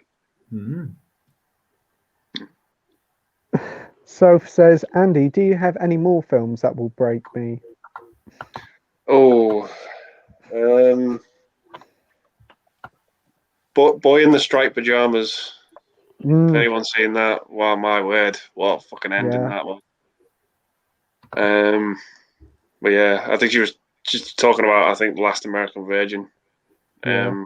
Because I recommended that. But yeah, I don't know. Boy in the Striped Pajamas is one of the most heartbreaking, horrific endings ever. Yeah, that's the only one I can really think of. I do agree there. Yeah. Next up, we've got Steve Mack. "Hi, folks. I've been busy posting new videos, working on one now. Kermit's Ghost did. You see wildlife, Paul Dano direct it. I agree with Kermit. It takes hours to do a Criterion video." Yeah. I've not seen Wildlife, no. Is that the one with Jake Gyllenhaal? I think Wildlife. I haven't seen it, so I wouldn't know. Not sure. I don't know. No. Ooh. We have the Fisherman's Friend here. "Did you all know that you are on IMDb? Wow, I'm famous." I don't think I am. We told this. I don't even know that. I don't think I am. I would know if I am, because I would have to search myself up. Let's get kicking movies. I don't think I am though. Chrissy says, "Question for Ryan. Who do you think should play Sophie's father in the Ghostbusters 4 sequel?" That's a really hard question. So who is the father? What? See, the thing is, right? Do we really need to know play Sophie's father? I have no idea what's going on here. Is this something to do with spoilers for Ghostbusters Afterlife? Who the hell's Sophie? Potentially, yeah. Yeah, but the thing is, right? There was no character called Sophie. I don't remember a character. If it's Phoebe, it would have been more understandable, right? But Sophie, that's a bit weird. I don't remember her name, Sophie, in Ghostbusters Afterlife.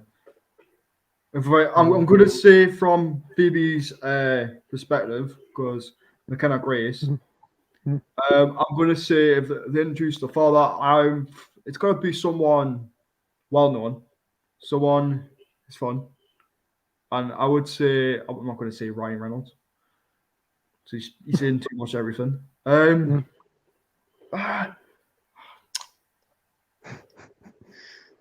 It's hard, it's like because you got Carrie Coon. I was like, fuck. It's so hard. I would say Ben Stiller. That could be an interesting choice. Or he's in his late 50s. Right.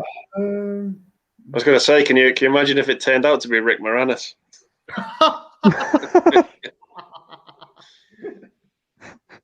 Rick Moranis is now. Right. Jim Jam Movies and TV James says, "Alan, can you say Julie, mate?" Julie, mate? I mean, Jules or just Julie? Julie, mate, Jules. There you go, all three. DVD from Filmbloke says, "I've gotten into more films from before the 60s, and most of it is Hitchcock and early Kubrick." Oh, well. Yeah. That's good. Yeah. It's always good to have a really wide sort of selection of films, not just modern ones. Yeah. I've slowly started to get into the older films, and to be honest, I find them more enjoyable, more different than what you find nowadays. Yeah. There's Much a lot more of about foreign stories. movies as well that are gems as well. Yeah, I agree there, Andy. Mm. He also says, I don't tend to use IMDb, but I tend to do loose research on buying films before I buy them. Yeah. Best way to do it. Steve Max says, Jodie Foster is amazing in Taxi Driver. Yes, she is. Totally. Mhm. Fantastic performance. It's a brilliant film. Soph says, as you know, I bought the Hitchcock House collection, so in my new year, I want to work through those films. Yeah, I think you get about 18 in there, don't you, Soph? Yeah, Quite a few. Say in my opinion, I still need to get that edition. But I'm not getting the same one I've got. I'm going to get the HMV exclusive with the 18 films. That's the one I want. Oh, Yeah. yeah. I know what you mean. I watched a great Hitchcock film a couple of weeks ago called Lifeboat. It's one of his early ones.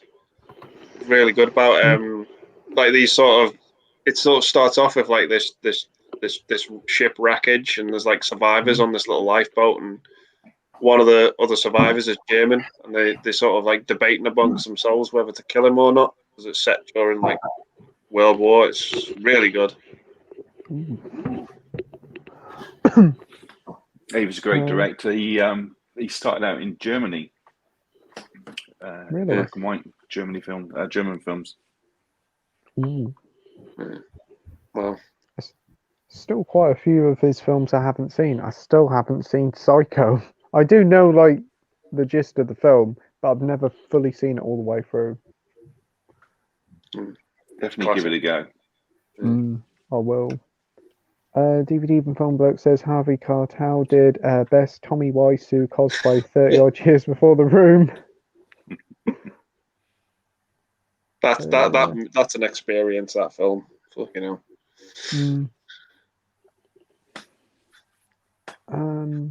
Matt V Movies watched Dances with Wolves on Blu-ray a few weeks back, the extended cut. What a fantastic film.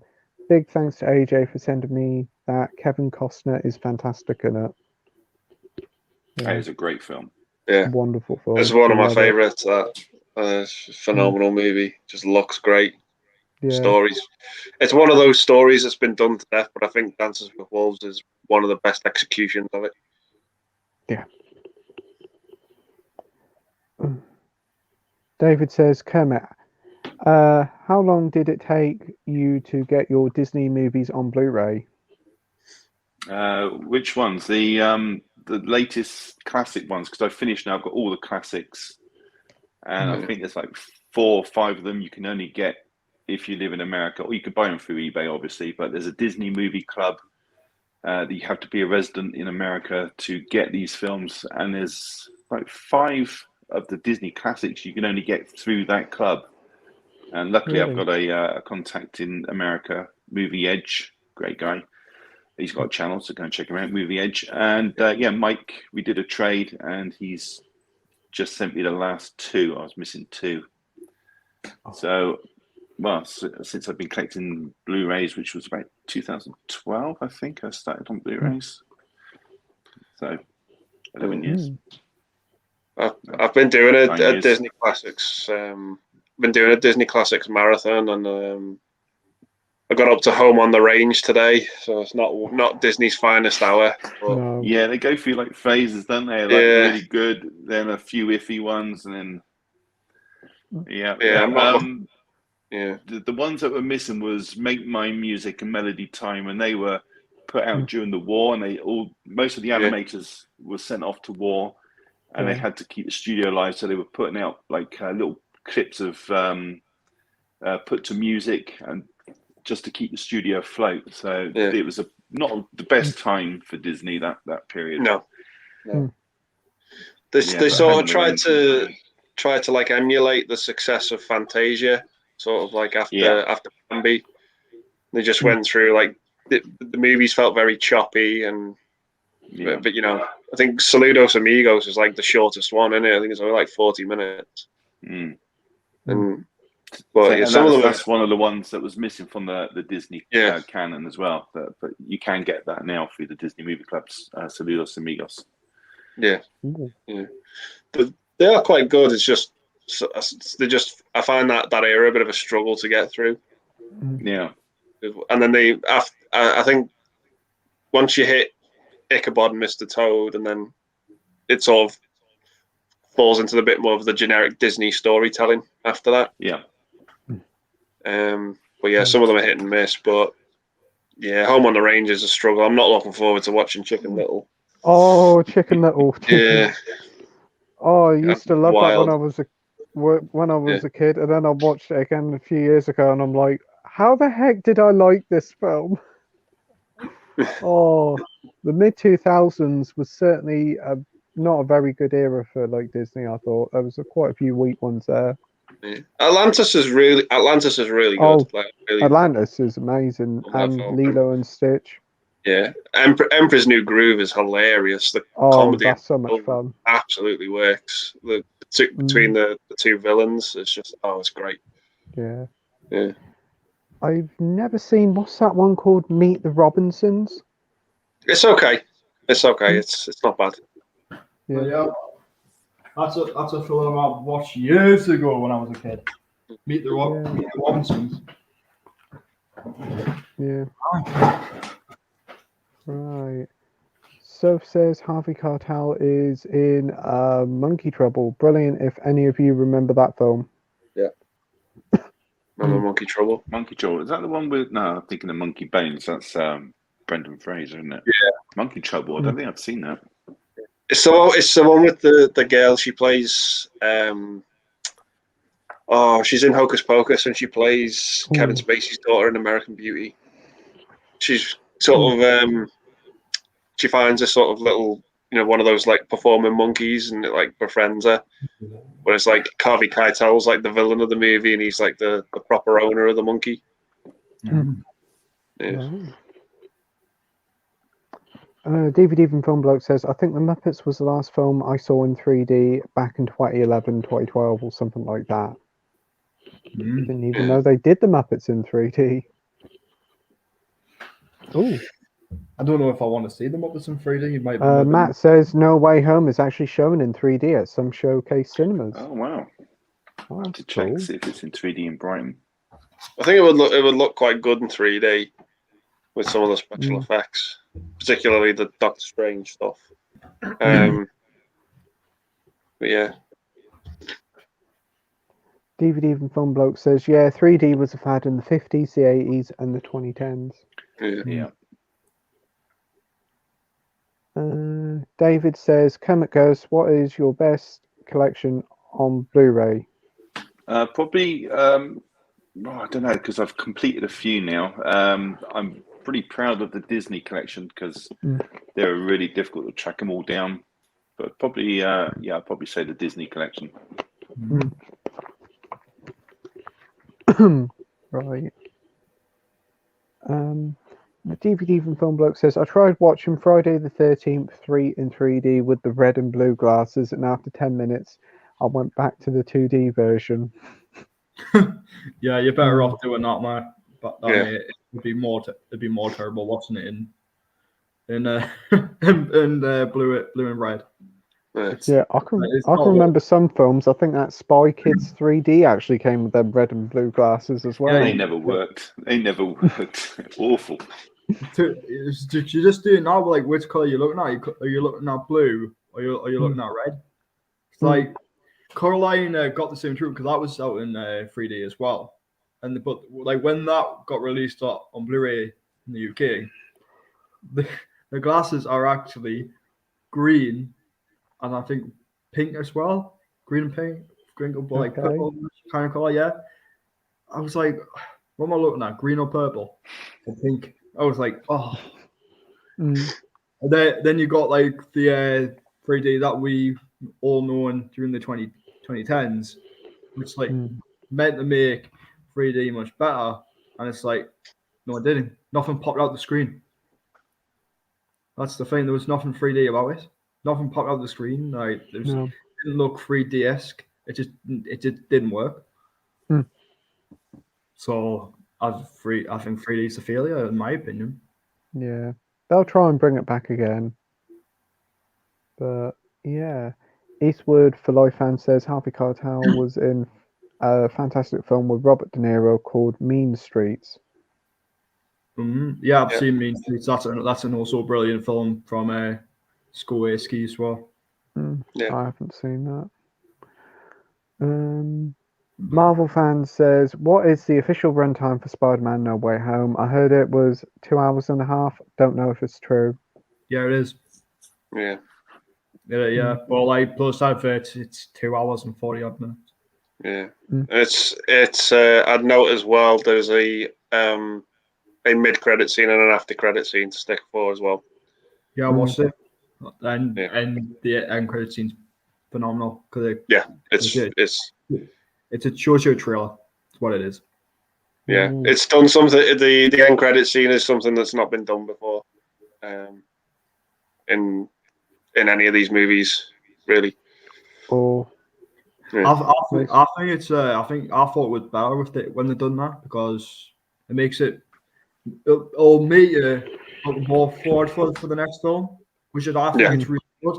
I think they should start doing that. It's like don't release any trailers yet, and just wait until you watch like after the next Marvel film. I think that would be even more amazing. I was like, that means everyone's so excited, like in the seats. But like when I went to watch Spider-Man, half the people just left. It's just like I think they only came in just to watch the film and go. Like if you watch like the post credits and the end credits, it's bad because that means you get extra stuff like what's going to be continuing within this. Well, I'm guilty of turning the film off once the credits roll, but I am now starting to watch the after credit scenes. Post credits after.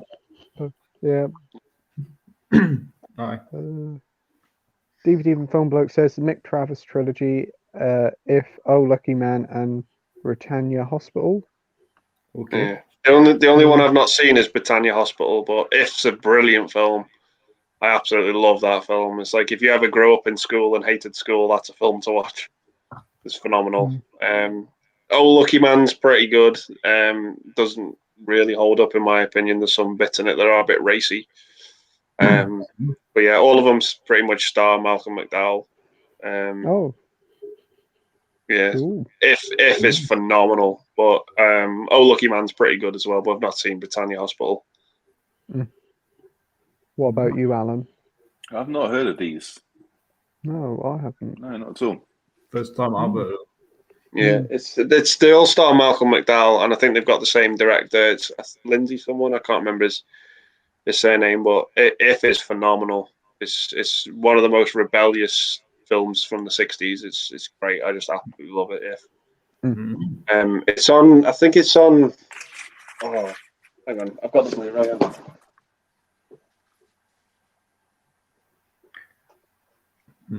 Well, I actually did pick some stuff up as well. What today? Eureka, Masters of Cinema. That's it. Oh, that's it. Oh, If. Yeah, I came across that. Yeah, I think I have seen that about. Yeah, it's got a great booklet on the inside as well. Like I fully recommend it. It's just a brilliant film. It's a strange title to name a film, right? Just If. What's next would be the. Yeah, it pretty much it sums up the movie. It's more. I think the movie should have been really like What If. They just sort of like it's the ending to it's really good. Oh well. I'll have to keep an eye out for that. I've got a Lucky Man on DVD as well somewhere. Yeah. That's So Lucky Man.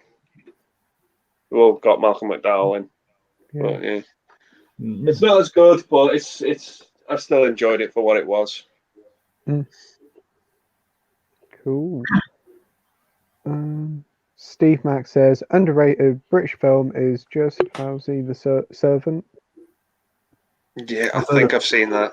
Yeah, I've heard of it. I think it's quite an old film.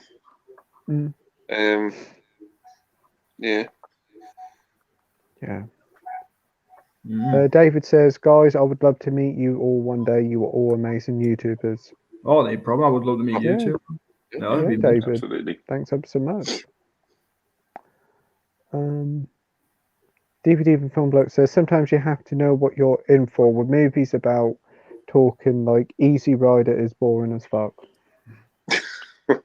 I agree with you on that one. I did not like Easy Rider at all. Yes. Didn't gel. Yeah, haven't it's seen one it, of those so movies where I there's haven't just no narrative to it. It's just things that happen. Just stoners, isn't it? Just Yeah, stoners going on a road trip. It's it's Dennis Hopper off his tits. Yeah. It's that sort of, and he's behind the camera as well because he directed it. It's just it's nuts. I did like Jack Nicholson in it. I thought he was a good part. But apart from that, didn't really do anything for me that film. Oh, still haven't seen that one yet. Next up, we've got Mike here. Hey, Mike, hope you're doing well. Evening, guys. Mike. Hope you're doing well Mike. and have a great stream. Hi, Mike. David says, Kermit Ghost, is the Carry On films good on Blu-ray? What is the picture good? Is black and dark? Do you get the HD? God blimey, it's been a long time since I've checked them. It's probably, I would say, if you it's like an upgrade like you would expect on the Only Fools and Horses that recently came out. I thought when I was watching it, I was thinking the picture quality is not that good on this Only Fools and Horses. As luck would have it, it was on TV at the same time on Dave, I think it was, and it was a Jolly Boys Outing, which came out on Blu-ray. And the picture quality on the high definition on the TV was awful compared to the Blu-ray. And I thought the Blu-ray wasn't that great, but it's a lot sharper than it was on TV. So probably the same with the Carry On films. Not as crisp and clear as you'd imagine because, 30, 40 years old now, but probably the best you're going to get.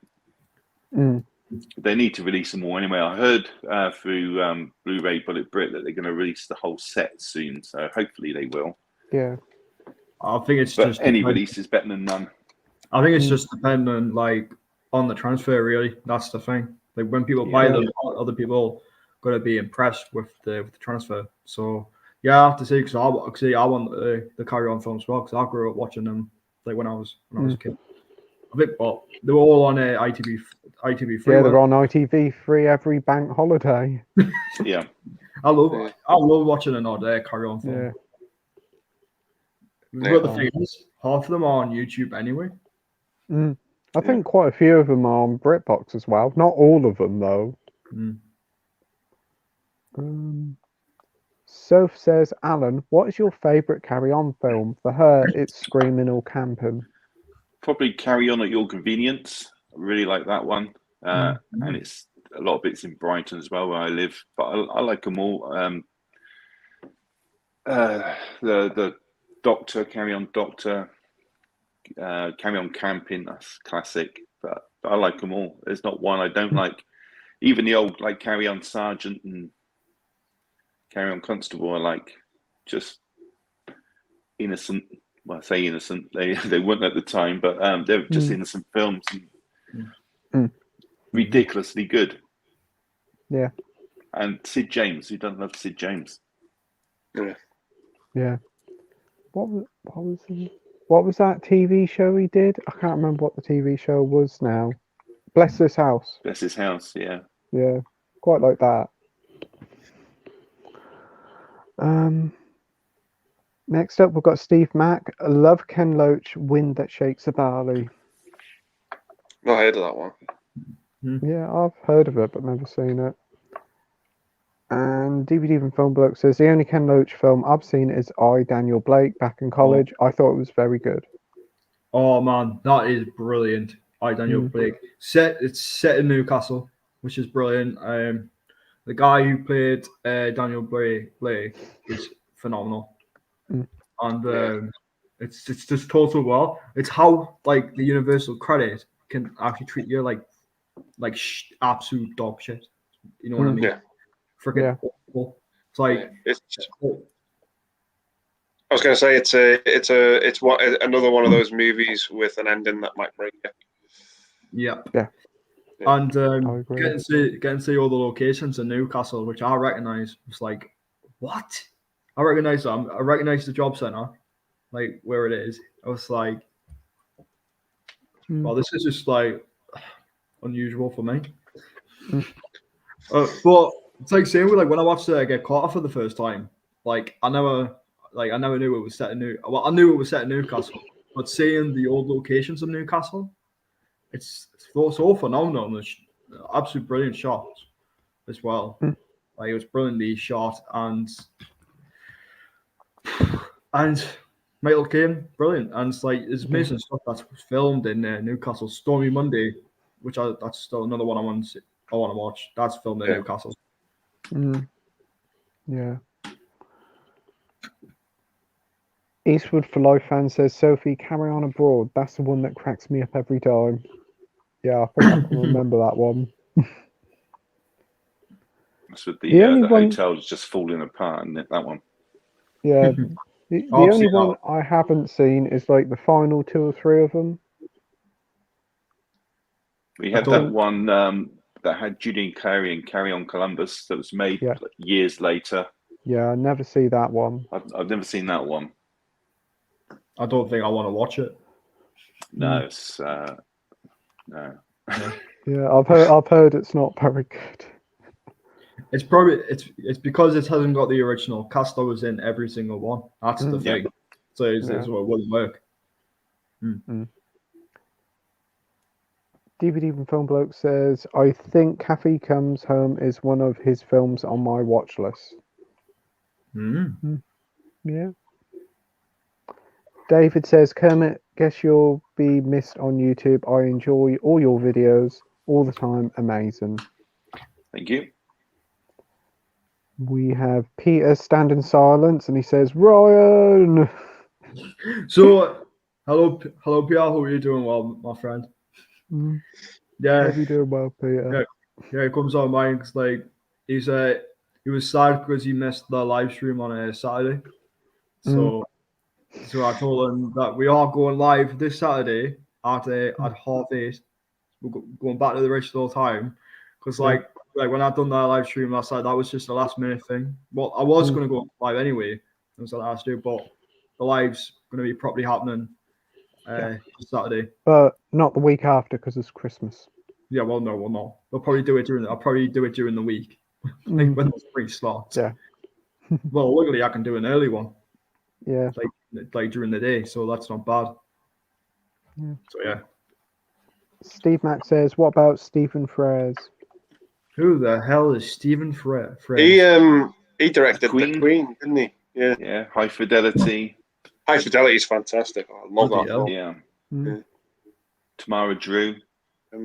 Did he? That's a good film. Yeah. Did he do Philomena as well? Yes. Yeah, I thought he did. Fantastic. Yeah. Brilliant film. Just hearing names that I just haven't even heard. I know that like Philomena and stuff like that. High Fidelity and that. But the first time I heard of Stephen Frears before as a director. Yeah, he's a good director.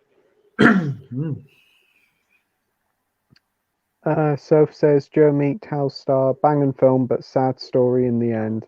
Definitely. I think the Blu-ray and the DVD for that is like out of print and it goes for like silly money now. Probably is. Yeah, I'll tell you something, people are well behind in the comments.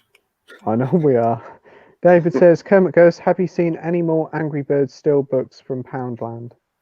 No. My Poundlands are absolutely crap.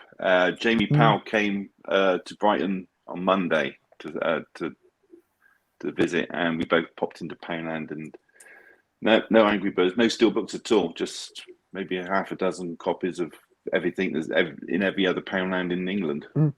Yeah. AKA 50 Shades of Grey. Yeah. That or Paper Towns or Hunger Games. Yeah. It's just the same old stuff. Say the best thing about Hunger Games, you can just buy just for the red case, and that's what's worth £2. So it's not bad. Oh, all the ones in mine don't have red cases, just normal blue. I think it's just the odd chance if you're gonna find the red case brand new anyway. because like definitely right. The Hunger Games is definitely like run its course, and it's probably out of print by now. So. Marvel fan says I would choose Screaming and Camping as my favourite carry-on movies as well. Yeah, both really fun films. Peter says Weird Science is fun, but the extras on the Arrow release weren't that great. Okay. Defo worth getting.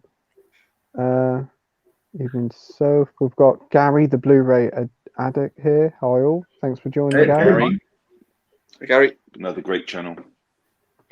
Hello, Gary. And we've also got Sean from Media Collector Madness here. Hi guys, thanks for joining, Sean. Hey, Sean. Sure. We've got Marvel fan here, and he says, Playtendoguy, when is the next Blu-ray hunting video? Well, a lot of people have been asking me, and I'm going to see if I can do one next week. I'm going to see if I can. If it's not next week, it'll definitely be the week after, but I'm definitely going to try to see if I can do one on Monday. Yeah. As long as it's not bank holiday, Pete. No. Because this neighbour, there be no way open, man. The buses won't be on. No. Obviously, it's just depending where you live if the buses are on. So I think the only place that's open on Bank Holiday Monday is Poundland, and that'll be a short Blu-ray hunt. you know what's going to be? Oh, there's nothing in. That's Well, what it is. well, my video intro will be longer than the actual Blu-ray hunt. Oh man. Yeah. Hello there, Carlos. And Gary says, I am going to be sorting out my room over Christmas with more shelving. How do you sort out your collection? Do you do it alphabetically, which I can imagine is a pain when adding to your collection? Well, one thing in my opinion, I do not have any shelves, but I do have shelves with it. But all my pop vinyls are on there, so because they're on display, I'll put all my stuff in containers at the minute because like hoping like in a couple of years time, like when I leave home, I can have my own like space.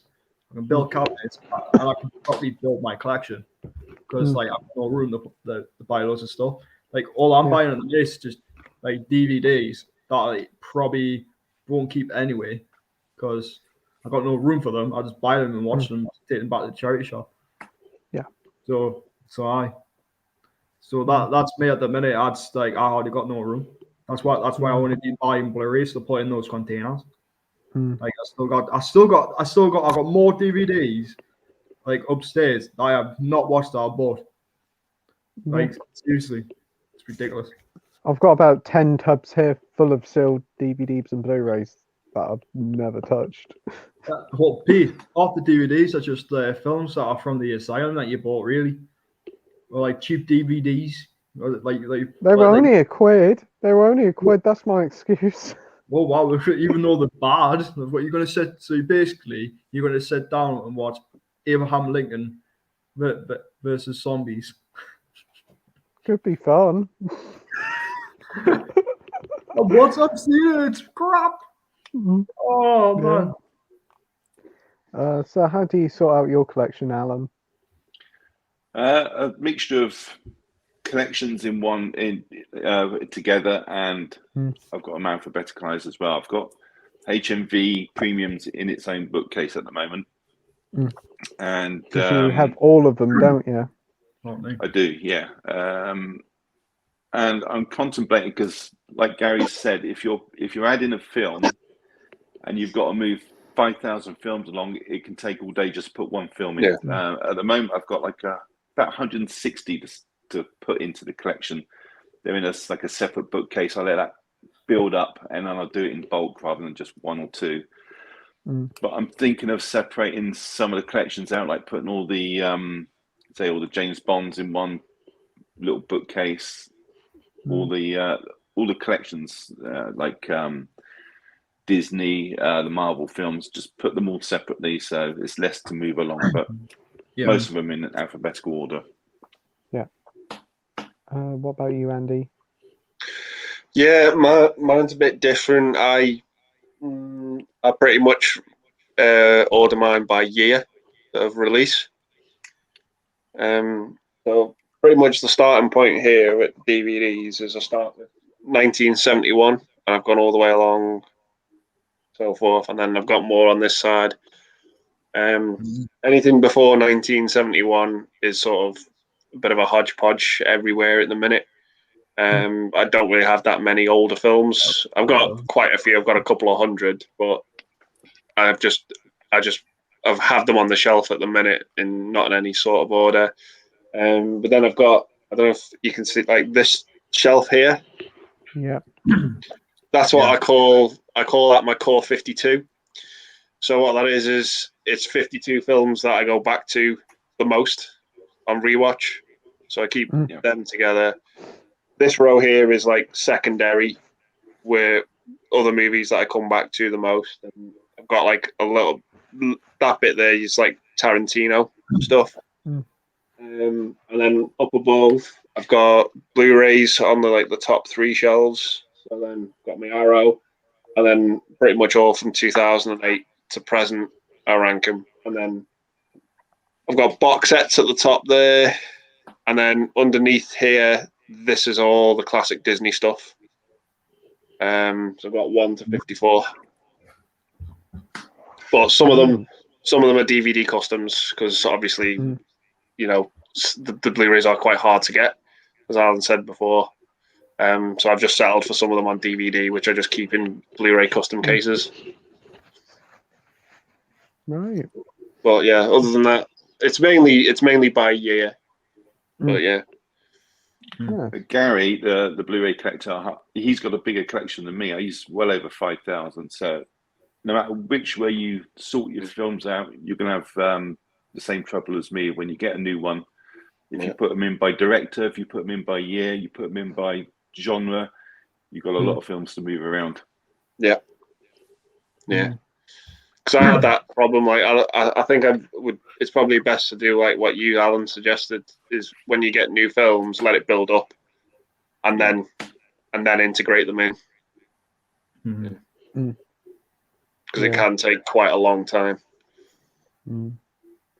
For me, I've got like one big bookshelf, and like the first two shelves are all DVDs, the rest of them all Blu-rays, and basically I just have all the franchises together, and like the Arrows and the premiums, and the rest of it is just a mix of anything. It is a bit of a mess, to be fair. And then I've got loads spread out in the other rooms with like anything in boxes. I've got some in the kitchen, some in the other bedrooms. I really do need to sort everything out sometime. But yeah. DVD and Filmbook says, I really need to cut down on my collection since I'm running out of my limited space. I've got a box room, bedroom with no shelves to keep them in, and I have under 400 titles. Wow. That's the problem with every collector, really. Eventually, you're going to run out of space. Yeah. That's the thing. I'm finding that at the minute. Yeah. It's crap when you're if you're in like a box room and then you haven't got any space. That's my situation at the minute. So at the minute, mate. So I've got hardly no room. Like my cupboard, I've got a side cupboard which is basically just full of my junk. It's not Blu-rays or anything. It's just junk, just like boxes and all that kind of stuff. Because I used to have all my pop vinyls out of the boxes. That's what I bought the containers for. Put all of them in, but I decided, right, I'm gonna have to put all these pops back in the boxes because I don't need it. I'll have more space. So I just put them on the shelf and it's just worked brilliantly like that. Plus, it looks nicely when it goes around my horror posters as well. Well, I still need to finish off. I still need to put one more shelf down the bottom, and I need to finish my horror poster wall off as well. Yeah. But I'm just trying not to get a bit lower because I really want to put the posters up. And on my wall, that's behind where my bed is. It's wood because that's where the cupboard is. That's where I'm going to be putting my big massive Mandalorian canvas up, which I'm really looking forward to putting up. Because it was originally going to be Gremlins, because that's right. So I really wanted that. But when I went back and see if they had it, they didn't have it. So I got Mandalorian instead. So yeah. Right. Chrissy says, Playtendoguy, you bring a new meaning to Blu-ray water damage. Okay. Putting them in the bathroom. DVD Even Film Bloke says, one day I will get a bigger room and a proper shelving. Yeah, that's what I want. A bigger freaking room. He also says, in 35 minutes you can swear your head off, which was well over an hour ago. I'm not swearing tonight. It's PG rated now because we've already said a couple of swear words. Yeah. So it keeps going up.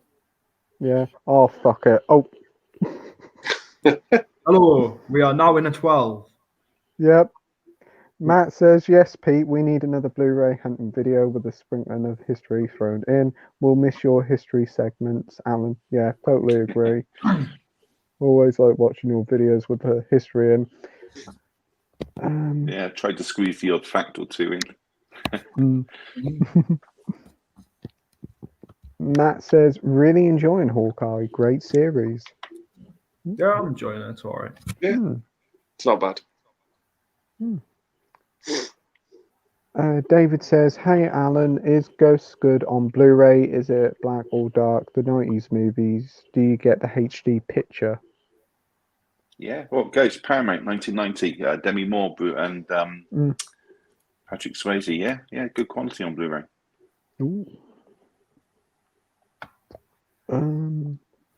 We've got Magpie Movies here. Hey, Paul. Hawkeye is a great series, best of the Marvel ones so far. Really? Cool. I'm currently making my way through all the I Spit on Your Grave movies. That's an odd choice. I've never seen them before.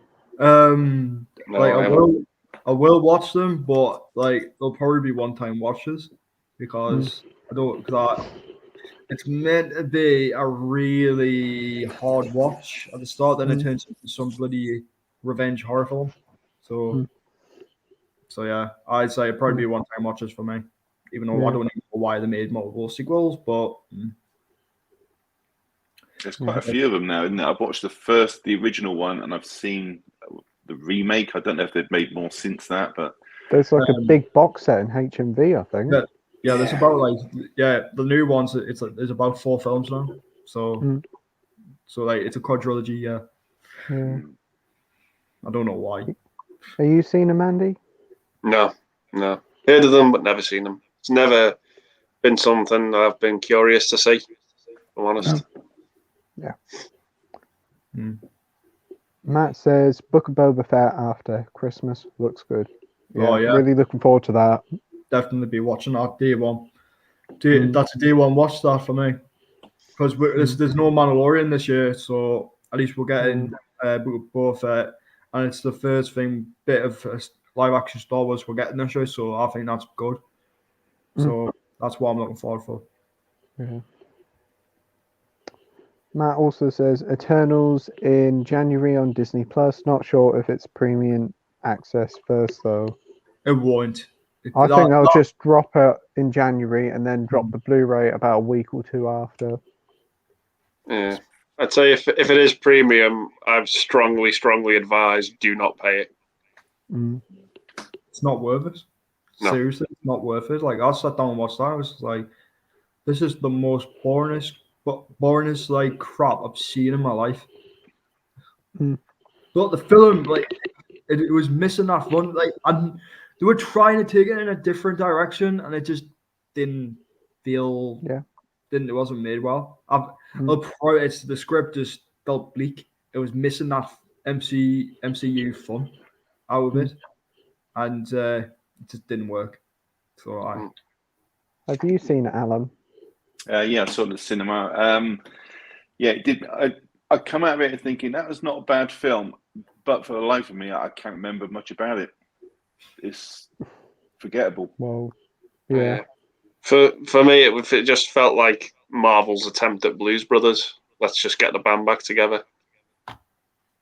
That's I kind like of the comedy elements in it. The Asian guys filming everything. That the comic relief was okay, but I can't remember that much of the actual story. yeah. I'll probably watch it when I go on Disney Plus in January, but I'm not in no rush to pick it up on Blu-ray because the opinion have been very mixed on it. Isn't it the lowest rated Marvel film out the whole franchise? I'm not sure if it's Thor: The Dark World. I think it's definitely one of the lower ones either way, isn't it? It could be. It could be. Yeah. Marvel fan says, I agree, Hawkeye is a great series. Matt says, what if season 2 next year? Enjoyed the first season. I haven't seen the first season yet, so I'll probably have to watch that. All right, What If is a really good series, but some of the episodes are a bit bleak. But there's a Doctor Strange episode that is really good. There's a Marvel Zombies one. It's not. It doesn't really go towards what the comic adaptation is. Yeah, I read the comic. I thought it was crap, but the rest of the ending of the series is absolutely amazing. Yeah. So I think you should watch it. But like, in my opinion, it's got nothing to do with the MCU itself. I think it's just a separate universe, but in the MCU, which is taking it in a separate, different approach. And it's a really good series, but I doubt season 2 is coming out next year because it's animation. It'll take a while. So, yeah. Have you seen it, Alan? No, I've not seen any of it. Is it? Do you have to watch them all, or are they standalone episodes? Right. The first couple are standalone episodes, and then it starts to connect later on. So like every episode's different, and then it turns into this big team up. Yeah, so it's fine. It's a really good show for an animated series. So yeah. Whoa. We are well behind on the comments. David says, hey Alan, what movies would you like to be released on Blu-ray and box set? Oh, there's just so many. A lot of back catalogue titles. I'd like everybody to be able to get the best of all the films that have come out on the Disney Movie Club should be for everybody, really. I've got all the Herbie films on Blu-ray. They should be out for everybody. Honey, I Shrunk the Kids, I've got those. They should be out. Just films like that. Mighty Ducks, they're out on Blu-ray, but with the Disney Movie Club. So those films, which I've already got, but they should be out for everybody, not just people that live in America. Yeah. Marvel fan says, can't wait for Marvel Zombies on Disney Plus. Right. I want to talk about this actually. This Marvel Zombies TV show, I want it to go the comic book route. Right? It works much better, right, mate? Right? Marvel fan to Marvel fan, comic book style. It should go that route. The What If episode, what we got, is crap. The zombies don't talk. The animation is in that episode doesn't really look like what it should have been for a zombie series. I don't want it nothing to do with the MCU. I want it to go its direction, and I want it to go full on R-rated. Yeah. That's what it needs to be, because it's zombies, man. You can't make zombies like PG-13. Well, they can, like Warm Bodies or like something around those terms, but it's not a series that people want to see. PG-13 won't work. Yeah. So yeah, it's like yeah. So if they do go that route, I will be happy. So yeah. Jules says, so buzzing for Batman just because I want Robert Pattinson to be brilliant in it. I think he really could surprise us. Yeah, I think he's going to be fantastic in it myself. Yeah, fingers crossed. Hoping so, because like he's always like known as Edward from Twilight. Like if this changes, right, people still see him as Edward in Twilight, but if I like him in this, I will always see him as Batman. Like he does really well because all I saw from it, like, oh, it's bloody Edward Cullen from Twilight. Christ. Oh man. Chrissy says, question for Ryan: with Penguin getting his own TV series, do you want Two-Face to have a standalone film or TV series? Two-Face, well, that's an interesting character. Would work. That would work well for a TV series, I think. Yeah, a movie, not really. It won't work. If it's like a Penguin and Two-Face series together, them working together, causing chaos, I will be all over it. Like I think, it's like I think it will work much better. Like we've already seen Two-Face how his origin came together. Well, you know, like half his face gets burned off with chemicals. Yeah. You know, that's what it or burned in that way.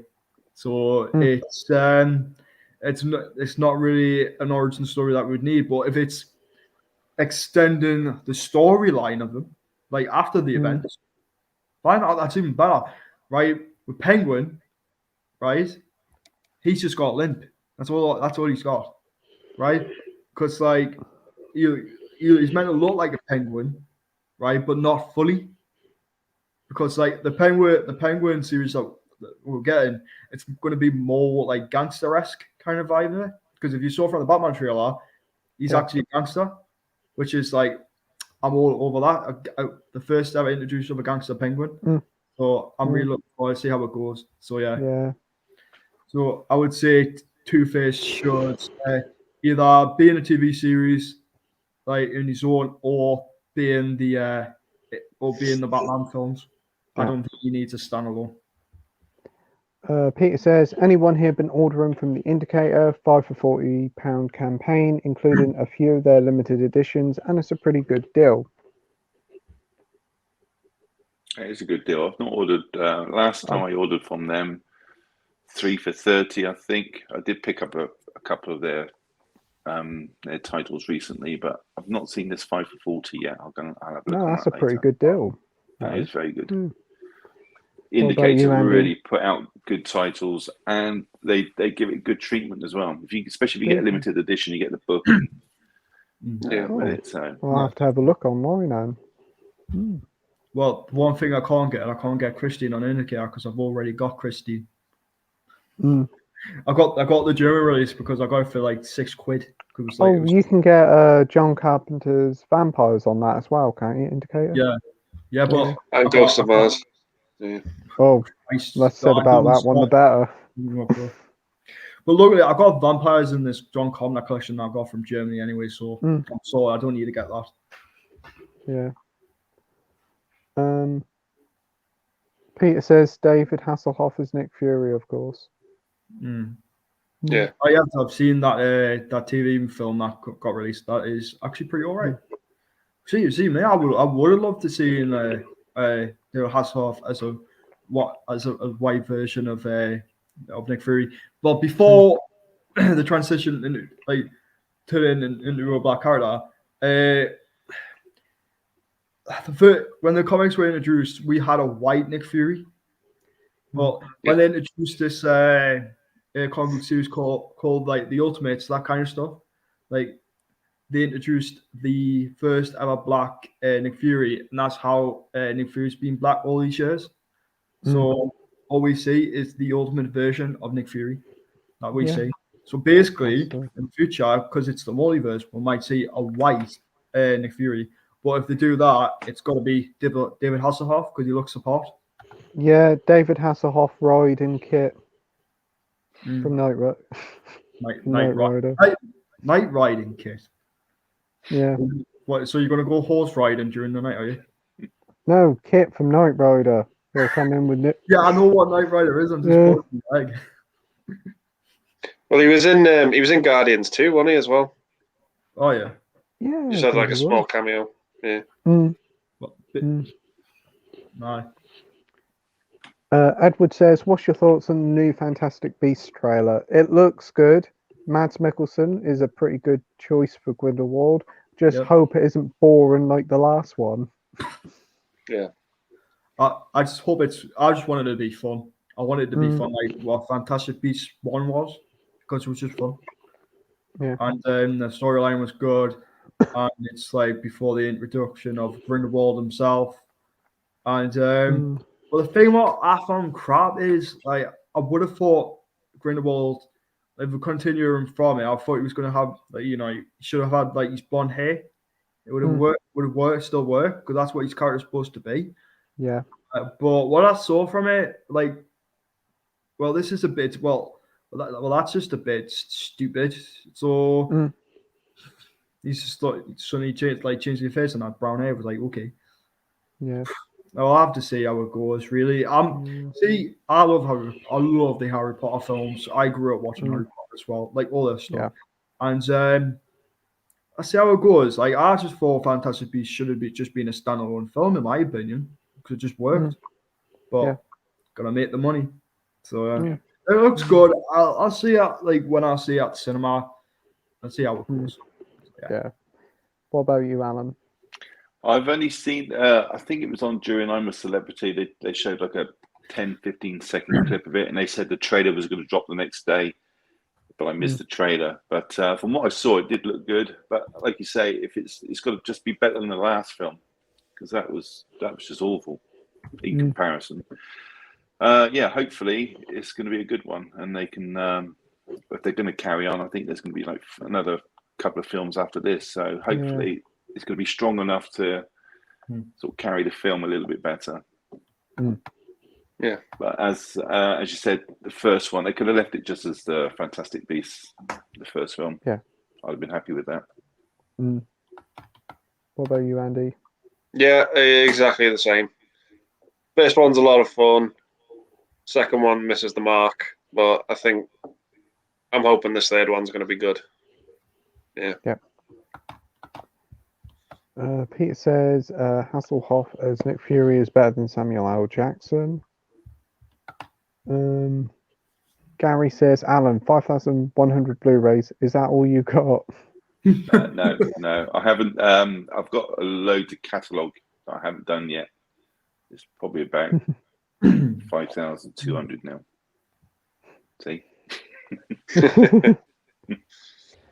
Matt says, I was born 1972, feeling old on her. Oh man, that must have been the time. That must have been earlier. Must have been earlier that I was talking about. Yeah, must have been about an hour ago. No. DVD from Film Bloke says, I think I got into film when I was like 14 or 15.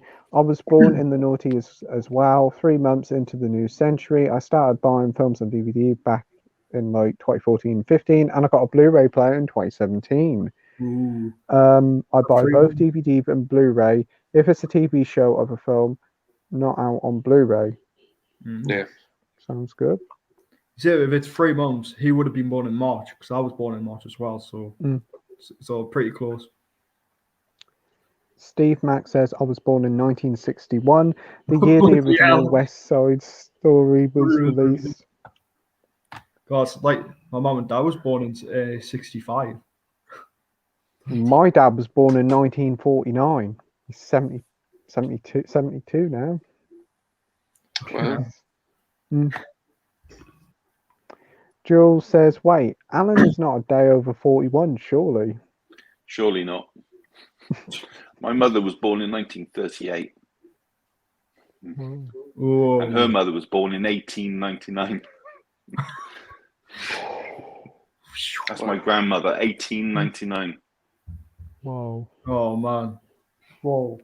Victoria was on the frame. Yeah. Whoa. It's going way wrong. DVD Film Bloke says, most of my stuff on tape was stuff I had when I was little, but that's it. Oh, well. I have some stuff on tape, but really for novelty's sakes. And I think my collection kind of came off my SpongeBob DVD collection I had when I was like 9 or something. Somehow a video I made of it for fun got a crap ton of views. Oh, really? Wow.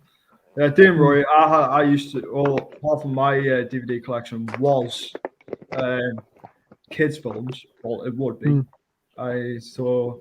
even though I don't collect kids' films now. Hmm. I collect from a variety from 12 PGs or like 80s, 18s and 15s. Oh. That's where all the best films are. Oh, jeez. Could somebody give James Millership the link to the stream? He actually gave me a message an hour ago, but I've only just received it. Bloody hell. Sorry about that, James. You should have, if you had put it in the comments. You probably had put it in the comments, but yeah, I didn't notice it till now. Sorry about that, mate. No, don't worry. I've got him on Facebook anyway. I'm just waiting for Facebook to load up because it takes a long time. Peter says, "Carry on, Moss." DVD Film Bloke. I still have them, but I haven't watched them in 9 or 8 years. We have somebody here called Mr. Bones. Mr. Bones. Thanks for joining. Mr. Bones. AJ's review for Spider-Man is up. That's good to hear.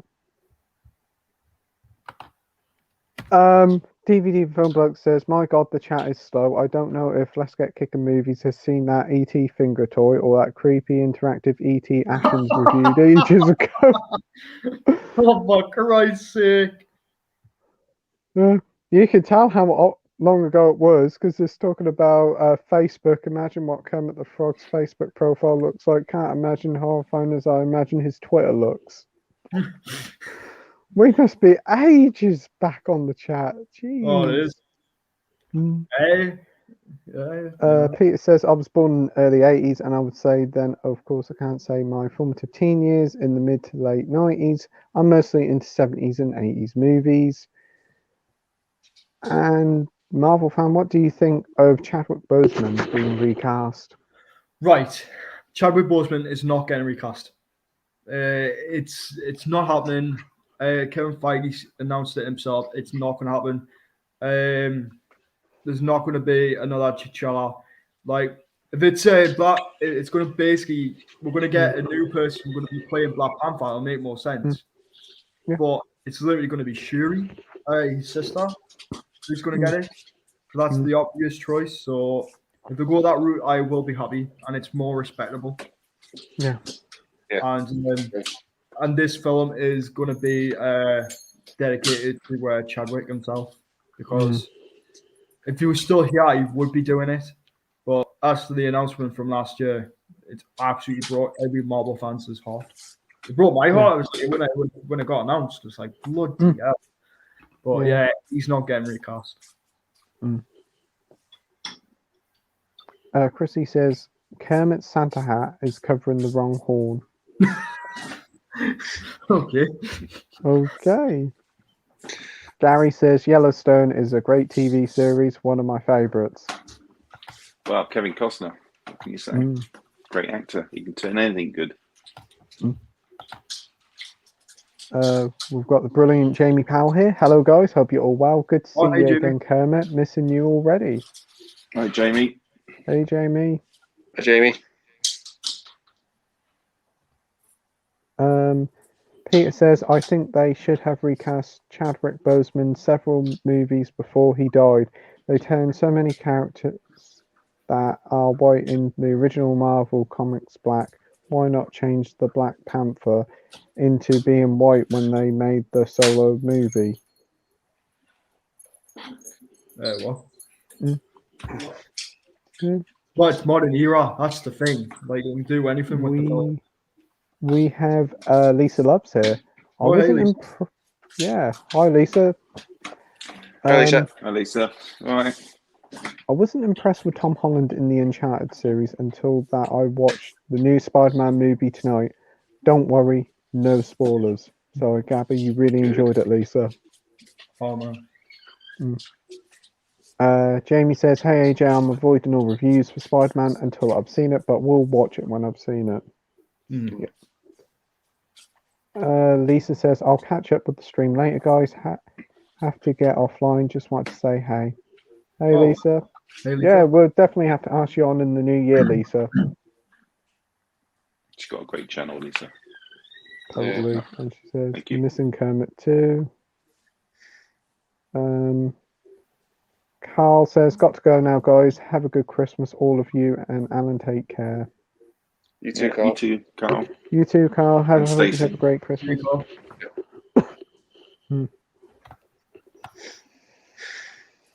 Yeah. So have you messaged James? Yeah, I'll message him. I'll send him the link. Oh, did you? Oh, this was over an hour ago. I didn't realise. I've only just had the pop up. Right then. They got on for like 2.5 hours. Mm. Bloody Peter hell. says, yes, I can't imagine that thing about Superman and Burton's Batman sharing a universe is right. Jamie says, hope you're all well. Yeah, we're doing pretty well. Peter says, do you think the world is ready to see a white actor as the Black Panther? No. No, it can't happen. Can't happen. It's it'll be classed as whitewashing. That's the thing. Yeah. Whitewashing. Yeah. So it can't happen. Marvel fan says, Jimmy Powell, they released front and back cover for Halloween Ends, but bad news for me. Peter says, if they made the Kingpin, Nick Fury, and several other well-established white characters from the comics black in the films, why can't we have a white Black Panther? Well, one thing, right? Nick Fury, when he was in the comics, right? It's a totally different universe than Nick Fury. It's multiverse thing. It's different storylines. That's the thing. So yeah, there could be a white Black Panther out there, but it would have to come from a different universe. These are all like different universe kind of stuff. That's what happened. That's the reason why is PR. So yeah, it's different universes. Eastwood for Life fan says, guys, what's your opinion on a new James Bond in the future? Does it have to be a British actor, a male actor, and who should it be? Right. Thing is, right, with James Bond, right? One, James Bond, there's been different actors that have not just been British. You had Scottish, you had Welsh, we even had an Irish James Bond because like Pretty certain George Lazenby was like Australian, wasn't he? yeah, it was Australian. Like, There's only been 2 that are English. yeah, I think that's Roger Moore and Daniel Craig. Yeah. See, like we could have American next. That's the thing. Doesn't really matter where you're from. Like, As long as you do a good job. That's the main thing. As long as you're good, that's the main thing. You're convincing in the role. Yeah. Jules says, Alan, are you Kermit's Ghost on Instagram? Yes, I am. Marvel fan says Henry Cavill for James Bond. Definitely. I would love to see that happen. Yeah. Lisa Lubbs says, oh my god, boy in the striped pajamas, sober and stuff. Awesome movie if you like it. Try Life is Beautiful. Oh, yeah, that film. Oh, it's such a great film. As Roberto Benigni, he won Best Actor at the Oscars for that role. Phenomenal movie. Absolutely phenomenal movie. It's so good. It's sort of about like it's during the Second World War and he's in this concentration camp with his son, but he's trying to like hide the hideousness of it from his son, and he sort of pretends it's a game. It's a phenomenal movie. Yeah. Yep, on Instagram.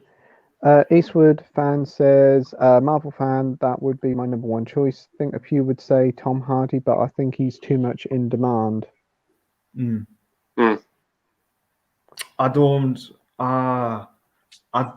think Tom Hardy will be Bond. He doesn't suit it. Suit it. I think Henry Cavill is a more obvious choice, and I think he will get it. That's the thing. Yeah, but is he too big? Too big. He's Geralt, the Witcher, as well as like Superman. Yeah, but I think it just depends if he does take the role. But You need someone who's like going to be really interesting, like a Bond that we haven't seen before. That could be, like Yeah. it's in like it's just depending on where they're going to take it. Are they going to change the era of Bond now? Because it's been all modern since. Because if you see Yeah. from Bond films, you see it like all like going up in the ages, expanding the stories. Like, do you think it's time to take it back to like the 60s or go back to the 80s or maybe the 40s? Because that would be an interesting choice. Going to the 40s. Mm. Because I would Yeah. love to see that. Or I would say the 50s as well. So like you got like different eras that they haven't done yet, which really good. Like 1800s, that would be interesting. Like be less tech, but see the if it's like going to the 1900s or something like that, like what they're doing with the King's Man, do anything with James Bond. Yeah. I love to see that. Right. Yeah, good point. Lisa says, "Gotta go now, guys. We'll enjoy watching this tomorrow." Oh, Yeah, thanks ever so lovely. much, Lisa. Chrissy says, "Question for Kermit: What will you miss most about creating videos on YouTube? And what is your favorite Christmas film that you own?" Okay, favorite Christmas film, Muppets Christmas Carol, without a doubt. What I miss about YouTube creating videos is everything really. I like everything about it, apart from the time it took. Because if I was going to get a film, I'd do a little bit of research about it. I'd write a script and memorize what I was going to say. Because when I first started YouTube, I didn't say too much about the films, and I was getting a lot of criticism about it. So I thought, well, obviously, this is what people want. So I would learn about which director, producer, a little bit about their history and stuff like that. So I enjoyed all the research into what I was going to buy. Enjoyed filming, loved editing, everything about it. Yeah, just the time is all consuming. And I'd say if you go into YouTube, really think hard about it, because it does take a lot of time, whether you think it's going to or not. Because you've got to answer questions. You've got obviously you've got to follow other channels as well, because that takes a lot of time. Because I'm subscribed to a lot of channels, and I get maybe like 50 videos downloaded a day to watch, which is obviously impossible to do. You got to pick what you can watch out of those. Answering comments as well. I said I would answer all the comments, and I'm 3 videos behind. And my last video, I think, has got 80, 90 comments, and that takes a few hours just to do that. So it's just all the time it takes to not just make the video, but everything else that goes with it. Yeah. But I miss everything about doing it. So it was a tough decision to give it up. Yeah. Lisa says about Kermit says Muppets Christmas Carol.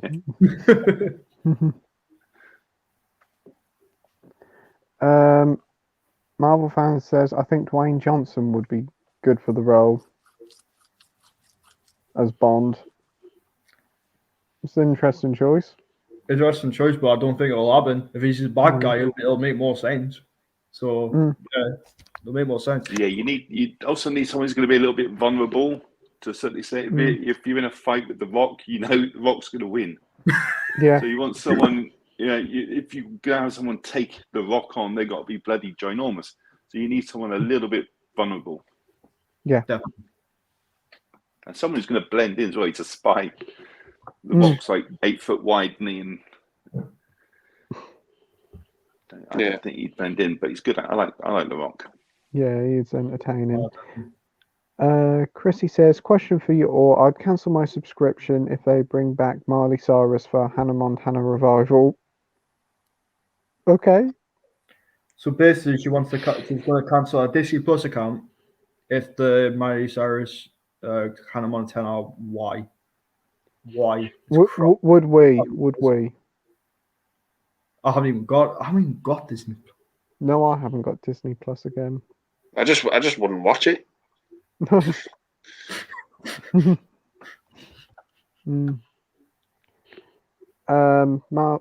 Reply to Marvel fan: Dwayne Johnson as a Bond is a joke. Haha, maybe as a heavy or serious bad guy, only in a Bond movie. it's like what I said. I think a bad guy he would play a brilliant bad guy. Like he needs to do that more. Because I'm sick of him being the hero. I wanted to see him as a bad guy. That's what I'm hoping. Like when I go see Black Adam next year. I think Black Adam's going to be a lot of fun. Peter says, I've warmed up a bit to the Miley Cyrus. Okay. AJ says, no problem, Jamie. I've kept the spoilers out of the first half of the video until I say didn't want to ruin stuff. Peter says, The Rock would make an excellent henchman with some sort of brain injury in a Bond movie. Okay. We have Flicks, Snacks, and Knickknacks. Gentlemen, what's up? What's up, Thanks D? for joining. Oh. Marvel fan says, I agree on Dwayne Johnson as a Bond villain, but Taron Egerton wants Dwayne Johnson to be a villain in Kingsman 3, but I hope he does, as I want Kingsman and Kick-Ass crossover. Okay. A Kingsman, Kick-Ass crossover. Nah, Matt says, I think Henry Cavill has the look of Bond, but I just see him as Man of Steel.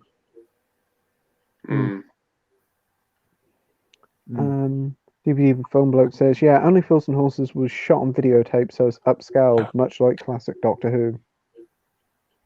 Yeah. I don't even know why it's like. I don't know why can't they just release it on DVD in seasons? It would have made more sense, right? But I know they're doing these Blu-ray special edition sets, limited editions, and then doing the standard. It's not really going to look good, is it? Because it's recorded on videotape. It'll look nice on DVD, but it doesn't have the potential to be like a Blu-ray copy because it wasn't shot in film. So it's like it's the same with Deep Space Nine and Voyager as well. They're all. Hey James, sorry about Hello. that. Hey, James. Hello, mate. Hi, James. I told you I'd turn up at some point. Hello. Yeah. How are you doing? I'm all right, mate. I'm not too bad. Not too bad. Yeah. Been a busy day. Been a busy day. Yeah. Oh well. Yeah. I didn't notice your message until just now, and I was like, oh, he messaged me. That's all right, mate. Don't worry. Yeah. That's all right. Yeah. Oh, so what you been up to today? Well, I went for a coffee this morning in a cafe, and I've never been to this coffee house before. And for some strange reason, never any story come on the radio, so I thought it was going to be a good day. So from that, it went to booking tickets to go to see Spider-Man. So I didn't plan on seeing it today; it just ended up that way, and it's the best thing I've done all day. Yeah, you really enjoyed it, Em. Certainly did. And I stayed right till the end as well. Oh, that's what I did. Yeah. And you got because to see you the think trailer. that's I saw both of them. I saw both of the end bits. Yeah. Ooh. Continuing on, Matt says, think Cavill would be good, but I think he is offered it. So if he's offered it, yeah. Yeah, I would say yeah. AJ says, doubt they'll give Cavill Bond as he's too big of an actor who's already carried big name franchises. Bonds are usually actors with lesser known caliber. Yeah. Marvel fan says, can't wait for the Carry On Blu-ray box set. What is your thoughts on Carry On Columbus? Haven't seen it. I've not seen it. No, not seen Judy it. and Clary. Was that the one in the 90s? Was that the one in about 92? Yeah. I think Rip Mail's in that, isn't he? Rip Mail? Is he? I don't know. I don't think I was. Bloody hell. I think he might have had a small appearance in it. I might be wrong. But is this true, Alan? You know, on the buzzes, is that supposed to be getting a Blu-ray release sometime? I think You know, the films. The films. Yeah, I think they're getting a release in Australia. Okay.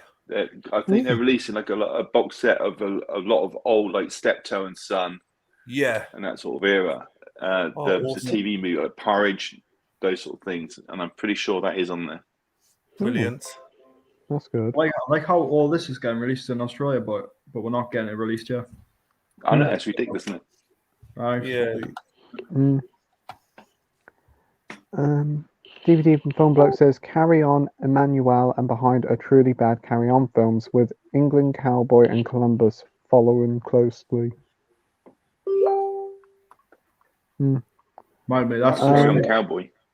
Carry On Cowboy's brilliant. take Facebook. Marvel fan says most of the cast of Carry On is dead, but the only one left is the main cast is Jim Dow. Yeah. Okay. I think I'd be sort of a copy, but no. Most of them died from heart attacks. Bloody hell. Probably all heavy smokers, Probably. Yeah. drinkers. Something funny about Carry On Columbus is that it came out the same year as two other serious Christopher Columbus films, and it was the most successful. Not saying much since all three bombed. Also, Carry On Columbus is only out on DVD in Australia. I think it was not an Anglo or rank production, so it's not included in any of the box sets. Bloody hell. Mm. Probably because it's that bad. Oh, yeah. That's But aren't they supposed to be bringing back Carry On? Someone said that they're trying to Yeah, they revive are. it. Yeah, they are. How the hell are you going to How? revive? Are they going? Right, what they're going to do with it? Are they going to go back like during the 60s? How are they going to do that? Right? It's not going to work unless they're going to make modernized ones. It's not. But what we're going to get a new Carry On film every year in a modernized setting. It's not going to work. Like it's not the original cast. The original cast just pulled it off. It's the can't do it. It'd be funny if the first film absolutely flops at the box office. This is very much of its time. The humor. It can never be recreated now. Yeah, you can never get away with it because of cancel culture and everything. Well, what are they going to do a Carry On film about now in the modern era? Carry On, Boris. Carry On, COVID. Yeah.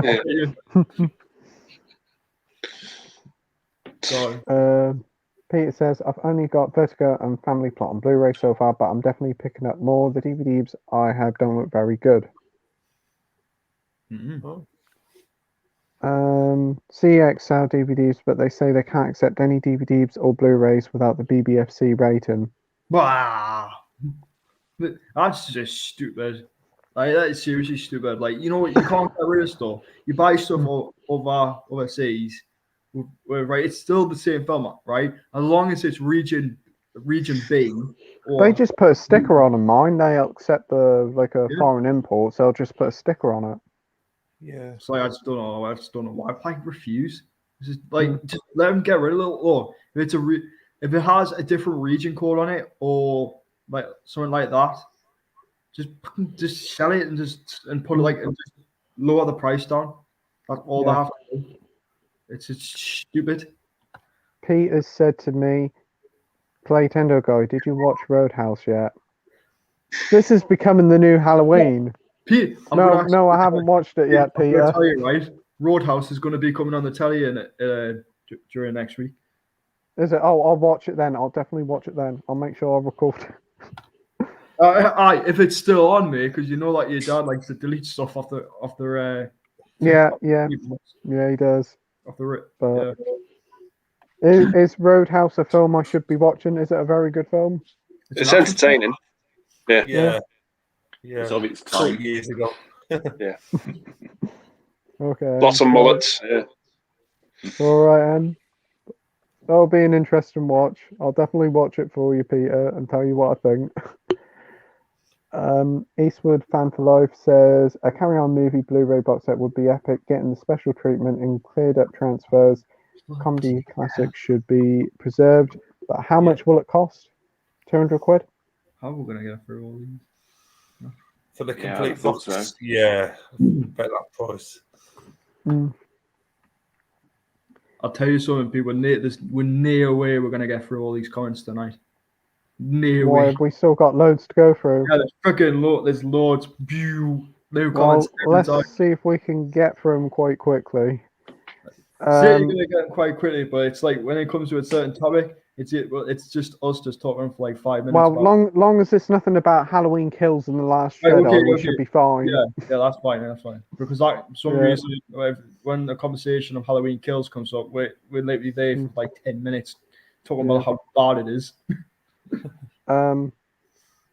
CX, I've heard some horror stories. I usually go online for obscure titles. DVD before book says, yeah, my alphabetical, which is a complete pain in the ass, even at 400 odd, given the limited space.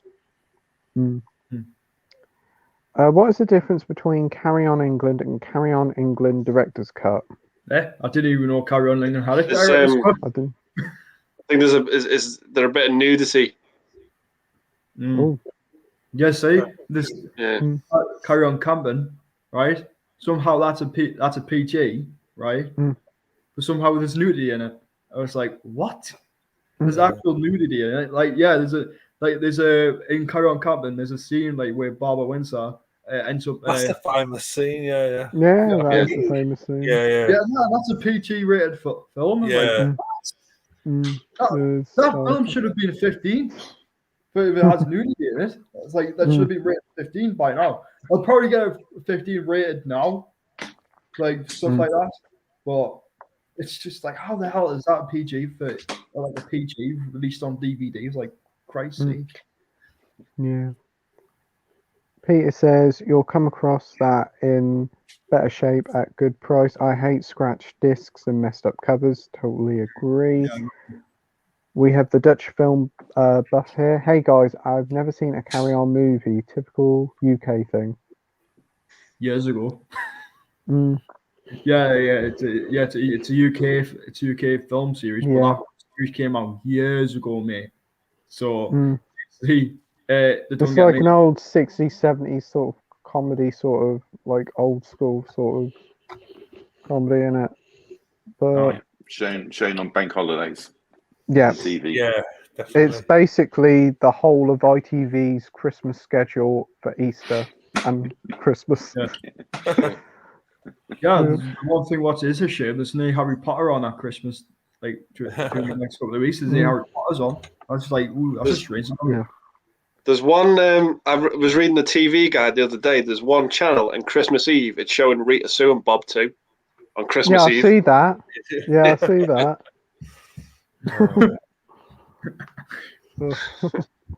Bloody hell. Jules says, what is your least favorite movie decade? Movie decade. Oh,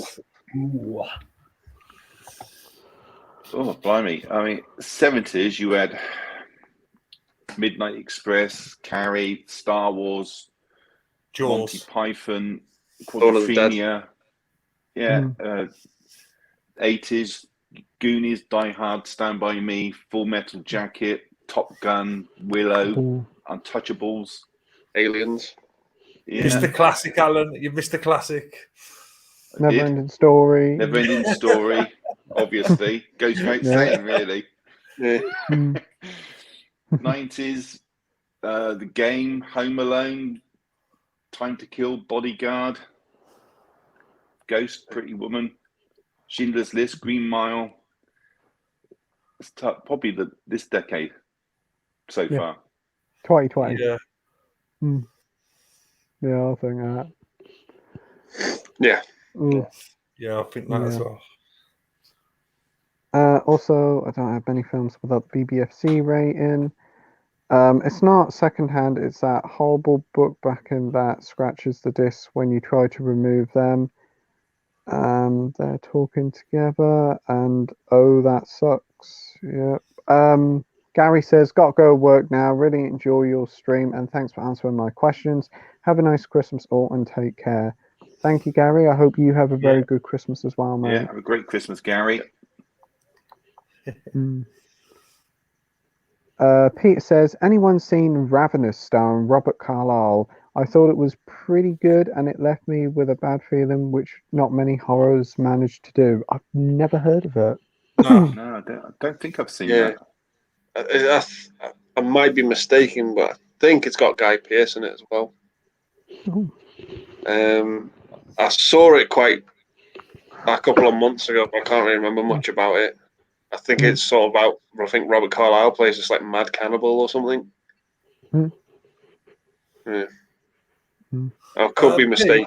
Pete, sorry to interrupt, mate. Sorry? Jules has just messaged me and asked if she can come on for 5 minutes. Say a quick hello.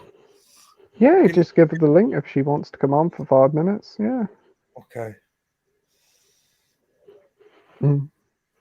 Just got some more Pete and the DVD bloke just talking to each other. And Marble fan joining in. Eastwood fan for life says Carry On movies are British comedy tongue-in-cheek movies that were hugely popular at the same time as Bond movies in the 60s and 70s. Yep.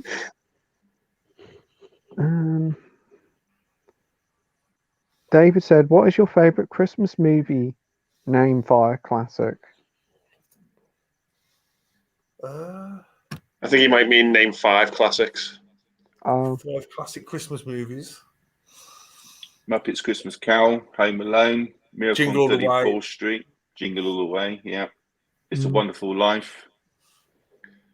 Yeah. That's it. Christmas Vacation. Yeah, Brilliant Scrooge. film, yeah. I like that one. Um, There's various different versions of A Christmas Carol. Nightmare Before Christmas, Love Actually. Die Hard, Lethal Weapon. Yeah. Get Santa, that's a good one. Yeah. Arthur Christmas. Oh, what's that one? Jack Frost. Yeah. Jack Frost, Michael Keaton. Yeah. Yeah. Gremlins. Yeah. Krampus. Oh, haven't seen that. I've got one. that, but I've not watched it yet. What else? We say Home Alone. Yeah. Yeah. Home Alone 2. Home Sweet Home Alone. Oh, wait, we don't talk about that one. Here she Is is. it the Here's Holiday Jules. as well? Hi, Jules. Hi, Jules. I'm only popping on to wish everyone a wonderful Christmas. I hope everyone has a wonderful time with family and friends. Where's Thank you very Ryan much. gone? Ryan, where are you? I think he's gone for a coffee. Well, tell Ryan I'll say There he Merry is. Christmas. He's here. He's here. Ryan! Is Ryan there? I think he's put himself on mute. Oh yeah, because I was boiling the kettle, still boiling the kettle. Oh, and the coffee. Yeah, I'll make coffee. Well, I only wanted to pop on and just say Merry Christmas to everyone. All Merry right. Christmas to you, Jules. Merry Christmas, Merry Jules. Christmas to you, Jules. I just want to say to Kermit, Alan, you've been missed by a lot of people. I hope you change your mind and come back and join us all on YouTube one That's day. very nice of you to say. Thank you. Right, I'm You all never know. down with everybody. I only wanted to come on briefly and just say hello. All right. Merry Christmas. That's all right. Great Speak to to see you, you Jules. soon. See you Right. later. Yeah. Bye. Bye. Jules. Bye. No. Right. Now we're gonna go back and boil the kettle now. Right. Yeah. Okay. DVD and Film Bloke says, I brought up my spreadsheet and it's 279 titles, nearly 400 cases thick, and well over 430 films and TV shows. Hey Carlos, that's cool. I'll try that out in the future, like the British humour. The best of British comedy humour, in my opinion, the Carry On movies from the 60s to the early 70s, as well as Only Fools and Horses. Yep. Peter says Malcolm McDowell was also in a comedy called Suck. I like that one. Never heard of it. No, never heard of that one.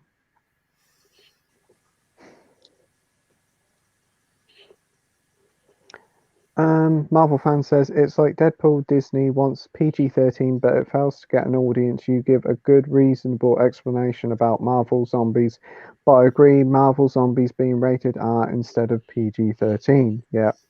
Yeah. Absolutely.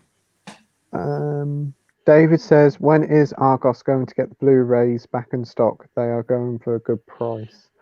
Well, Yeah. Argos get a new stock every Wednesday and Thursday and Friday, and the stock changes at about 5 a.m. in the morning. So if you're up early, you can keep refreshing at 5 o'clock to see if they've got new stock.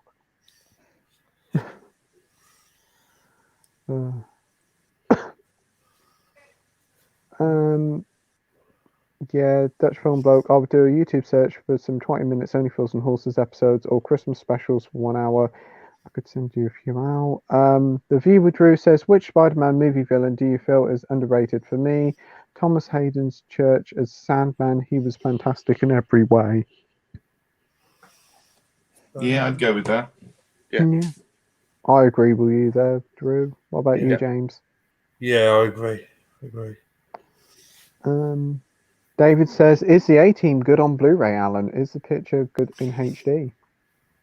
It is, but I've heard that there's a better transfer. I can't remember if it's the because they've just re-released it recently, and I think it's got a better transfer on the re-release. Okay. Oh, that's cool. I've got AK Movies here. Hi guys, how are you doing, Alan, matey? How are you doing? I'm all right, thank you. All good. Hey, AK. Dutch Film Bloke. We've got Gary North here. Good evening, everyone. Hello. Good evening, Gary. Hi, Hope you're Gary. Gary. well. AK says, you are a fantastic Bluetuber out there, Alan Kermits Ghost. You're a true legend. I will always respect you. I still can't believe you're leaving us. I'm going to miss you very much. Well, thank you very much. It's very kind of you to say. He continues to say, I'm going to miss your history talent plus Costa Coffee moments. You're a fantastic, great human being. Thumbs up from me to you, Alan matey. Thank you. And AK says, I'm enjoying your channel, Andy, mate. Oh, thanks, AK. Yeah. DVD from Filmbook says, most of my films are 15 and 18s with a few 12s, PGs, and a handful of U's. I've got a few U-rated films recently, such as It's a Wonderful Life, Santa Claus the Movie, The Dudley Moore One, and The 39 Steps. That's cool. Good films. Yeah. Yep. Jules. AK says, you are fantastic. Keep it coming for more. You're another fantastic YouTuber. I am missing you too, Alan.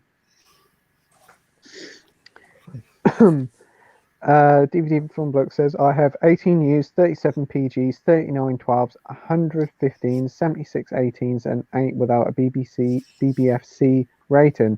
There may be more since that includes box sets. Wow, I can't believe you've actually got the exact number. Whoa. Yeah. AK says, Chadwick Boseman was a fantastic actor as Black Panther. He will be missed. Yeah. Totally agree. Yeah, absolutely. AJ is also a fantastic person I like to watch. Yeah. You look awesome with your Santa hat, Alan. Thank you. And AK says, have we seen the new Spider-Man movie yet? I haven't. Nor me. Yeah. Oh, yeah. Loved it. Yeah. Nope. Him. Yeah. Yeah. And him. Yep. Yeah. AK says, my favourite Roger Moore, Daniel Craig, and the late great Sean Connery was fantastic as 007. I think they were all great. Yeah. I grew up always watching the Roger Moore as Bond, so he was my Bond for a long time. But I kind of like Daniel Craig's version a little bit more now, I think. Yeah. But I like them all anyway, so they're all good. Yeah. Timothy Dalton for me. I just love those two movies. License to Kill is my favorite Bond movie. But even though like the Roger Moore ones can be a bit cheesy at times, there's like a certain comfort factor with those movies. I just think they're easy watches. Connery's great. I'm in the minority where I'm not really that fan of a big fan of Daniel Craig, if I'm honest. Mm. He sort of reminds me too much of Robert Shaw's character from Russia with Love. He just has like a Robert Shaw look to him, I find. So I just see him more as a villain. But out of the Craig ones, Skyfall's my favourite. I absolutely adore that film. Yeah. What about you, James? I enjoyed Skyfall. I haven't really seen many Roger Moore ones, to be honest. I've seen Sean Connery. I've seen the Sean Connery ones, but not really seen many Roger Moore ones. Yeah. AK. Matt says agree. AK grew up with the Roger Moore films. Peter says I looked through a bunch of old uploads on Ryan's channel and came across this amazing clip of a live stream that consisted mostly of him and Playtendoguy arguing with each other. It's hilarious. Oh. Yeah. Matt says thanks. AK 4K reviews of Matrix films are coming on Saturday. That's awesome. Yeah. AK agree. Ryan, would you want the new Bond to be RuPaul? Who's RuPaul? The drag race. That's right. Oh, what? Oh, that RuPaul drag race. Oh, I thought that was about cars. Oh, RuPaul. Fucking. What the hell? apparently you want RuPaul as Bond or something. No. No. What was that comment that thing you said? What, Peter? What was that? Which one was That one of our live streams where we were both arguing with each other. Oh, great. Oh, man. Of the live stream now consistent mostly of him and Playtendoguy arguing with each other. I was like, that's basically us on that stream. Yep. You're arguing about just daft stuff. I was busy. I was eating at the time. I was like, "What the hell's that?" He's like, "What?" You didn't get mentioned, but I. Oh well. Yeah. AK says, "I wish Alan Matey the very best for your future. You are fantastic. I'll miss you a lot. Still can't believe you're leaving." Yeah. Thank you. Pete, you're doing a fantastic job, mate. Love your live streams a lot. Thanks ever so much, mate. But wouldn't be the same if we didn't have Ryan and Andy, and of course our brilliant guests. Oh yeah. AK says, "Yeah, I agree. Dwayne Johnson could be a good bad guy in the 007 movie. Yeah, that'd be quite fun." Yeah, I totally agree with that. AK says, "Hey James, how you doing? You've also got a fantastic channel." Thanks, mate. Thank you very much. Are we nearly all catched up, or was this still? Are we still? We're closer to the end of the comments than we were an hour ago. Okay. Edward says, "What's your thoughts on Idris Elba reportedly in early talks to play a Bond villain?" Yeah. Yeah, I think it'd work. That'd be cool. Yeah. Yeah, absolutely. AK says, "Alan, will you be buying movies in the near future?" Yeah, I'm always buying movies. Always. Yeah. It's the room that's the most hardest. That's one thing that you should focus on. Finding the room. Yeah. That is a collector's worst nightmare. Finding room. The Dutch film buff says, "I think Richard Madden would be a good Bond. 35 years old, not too well known." Yeah, agree with that.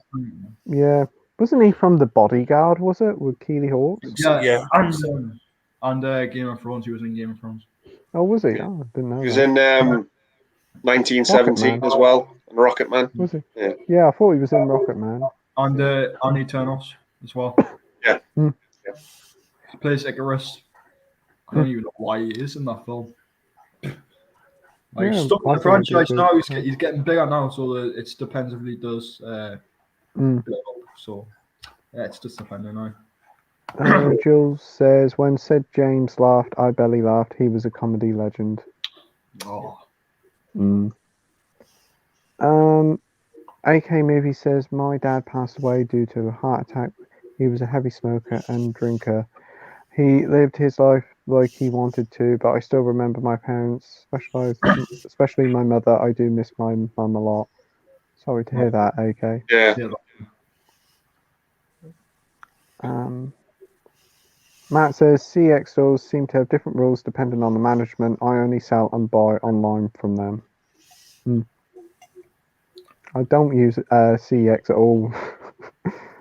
I work there, and some of the horror stories there put me off buying stuff from there all the time.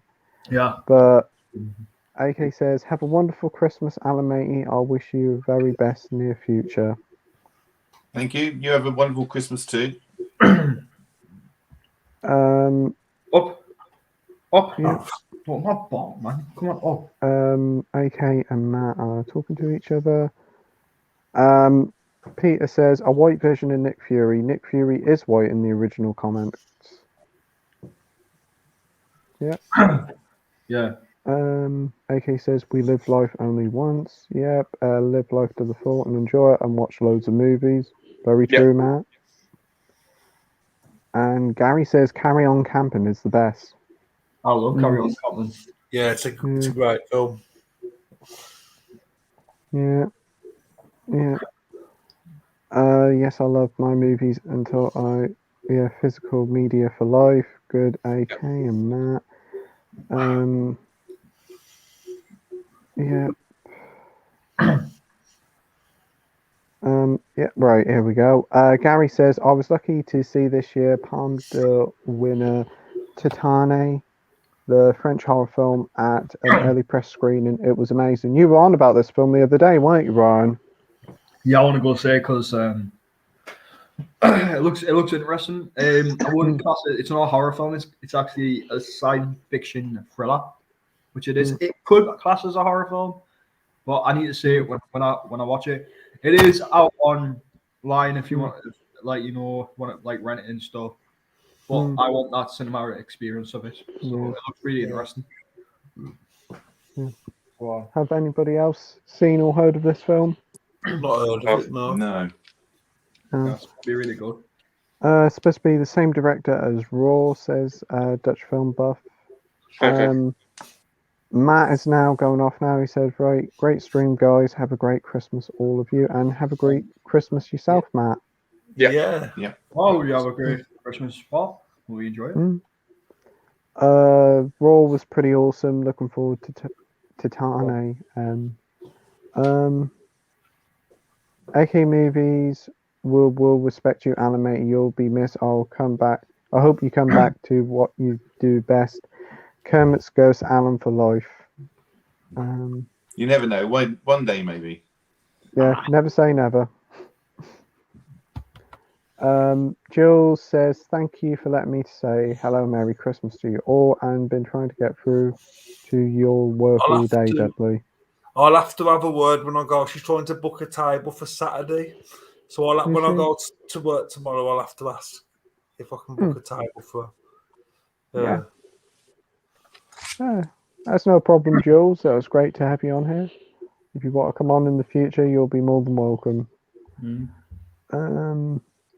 Have a great Christmas, Matt. Stay safe, play safe. And AK says, it's not going to be the same without you, Alan. Yeah. Totally agree. I agree on that. Eastwood for Life fan says, great stream, guys. Glad I tuned in to see some new UK YouTubers and the legend himself, Sir Alan Kermits Ghost. May the frog live and take care, guys. Right. Bye, mate. See you later, Carlos. Bye, Carlos. See you later, Carlos. Dutch Film Bloke says, I hated the latest Craig movie. They should re-inject some humour into the franchise.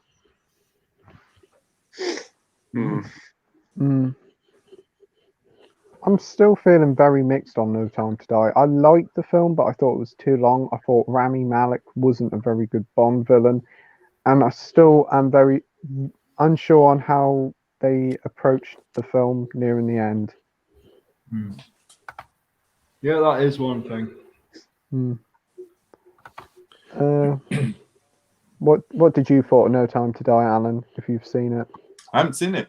It's Haven't the you only seen it? Bond I've not seen at the cinema since Moonraker, whoa, Wow. and I'm because just didn't get time to go and see it. But it's out Monday, isn't it? So I'll Yeah, see it it is. on Monday. yeah, Yeah, it's had mixed reviews, but Mm. you know, Yeah, I'm each to their own, I guess. yeah. Yeah. You've seen it, haven't you, James? Yeah, I saw it. Like you said, I thought it was a bit too long, and the ending could have been better. But Yeah. it is what it is. But yeah, Come on. Yeah. Good boy. You sit down for a bit. What about you, Andy? Yeah, there's nothing about the film I thought that was awful. It just missed the mark for me on some parts. It just, I need to see it again. I think to really sort of get my head around my opinion of it. It just, I agree. it was a bit of a funny one. Things about it I really loved. Things about it I didn't. Yeah, I agree. AK says, what about Jason Statham as Bond? What do you think he's wrote for 007? No. He's too old. He's in his 50s. I think he'd make a good villain. Yeah, I think you're right there, Andy. Yeah. A good villain. Like after his like when he was a villain in Fast and Furious 7, pulled it off. I enjoy his villainous role now. He can pull off many more villainous roles. I want to see him instead of being the hero all the time, be the villain. Because I love villains because I think they have more fun with it. Yeah. You can do anything you want to put towards that character, like Yeah. that's what makes it feel real. Then being a hero, it just gets boring. Yeah. So I want to see more villainous roles. Gary says Bond movies should be fun. I hope they go back to the format now Daniel Craig is gone. Yeah, being like that for years. Yeah. It's like see, every 5 years you get a film. It'll be interesting to see where they go after No Time to Die. Definitely. Yeah. yeah. We need a new era. We need we need a new year, like a new time, not a timeline. I would say a different decade. Probably need because we see it grow up to this era now, for all the ages from the 60s. Yeah, we need something new. Yeah. Marvel fan says, do you guys own any of the Kevin Smith films on DVD or Blu-ray? And are you getting ready for Clerks 3 next year and Mole Rats 2 Twilight of the Mole Rat for 2023? What? Really? I've never seen any of I them. didn't know there was a Mallrats 2 coming out. No, I didn't. I know Clerks 3 was coming. I haven't even seen Clerks 1 and 2. I've seen me, right? I'm not really a big fan of Kevin Smith. I've seen like Dogma. That's brilliant. I love Dogma. Dogma's good. I like that one. I haven't seen Mallrats yet. I haven't seen Clerks and that. Well, there was another one as well with them in Chasing Amy, I think it was called. Yeah, I love that film. Yeah. Yeah. I love Chasing Amy. And then it was Jay and Silent Bob Strikes Back. Strikes Again. Yeah. Whatever the hell it is. Strikes Back. Yeah. Didn't he make one as well? Seth Rogen, Zach and Marie make a porno or something like that. That's it. Yeah. Yeah. What was I going to say? Didn't Kevin Smith do that new He-Man show on Netflix? Yeah, he did. Yeah. It's rubbish. I've not heard many positive things. Rubbish. No, because what everyone was expecting, right? Everyone was like, you see a whole load of He-Man in the trailer. Right? Yeah, it was a bait and switch, weren't it? Yeah, it's not really about He-Man. What everyone was expecting. It's about I think Tila, from the original series, and it's all from it, and it continues from the original series, and it's like, it's not He-Man. So also He-Man's story is ended. Now it's time to introduce a new one of the old characters that's been in the series. I say, and they're gonna hide this secret. Oh yeah, we found out the secret now. No, that was great. It's a secret that shouldn't really be discovered, and they just knocked it up. So much for being a He-Man series, because He-Man's like is so big, and then just mocked it up now. AK says, what are your plans, Pete, Andy, Ryan, James, for Christmas? For Christmas. Sit at home, eat loads of chocolates, watch some films, and play some video games. No. Yeah. I'll probably do the same with me. Mm. And then late night chat. What I would Yeah. normally do. Till 3 a.m. or even later. So On the bottom. the two F's for me: films and food. Yeah. Yeah, the three W's for me, mate. Work, work, work. Oh, Christmas Eve, Christmas Day, Boxing Day, New Year's Eve. So yeah, Oh, pretty much the whole ouch. shebang. Yeah. Jeez, That's shocking, that like working on that Christmas. is. Yeah. It is what it is, though. It's the trade. I mean, I suppose, you know. yeah. Mm, Yeah. yeah. Because like everyone gone for their Christmas dinners and that. That's the thing. Yeah. Yep. Well, like you say, Christmas Day, as soon as the last booking's gone, get cleaned up and go, basically. So, yeah. Mm. Yeah. Oh, look, there's Alfie.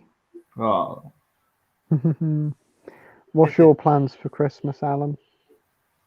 I've just got a load of family coming over. I've got 12 coming over because I make breakfast, big cook breakfast. I have 12 coming over for breakfast, and then for dinner I think we've got 9 coming over. So like my children and their partners, and I've got a couple of in-laws coming over. So it's going to be a full house. Nice. Movies, booze, food, like it is every year.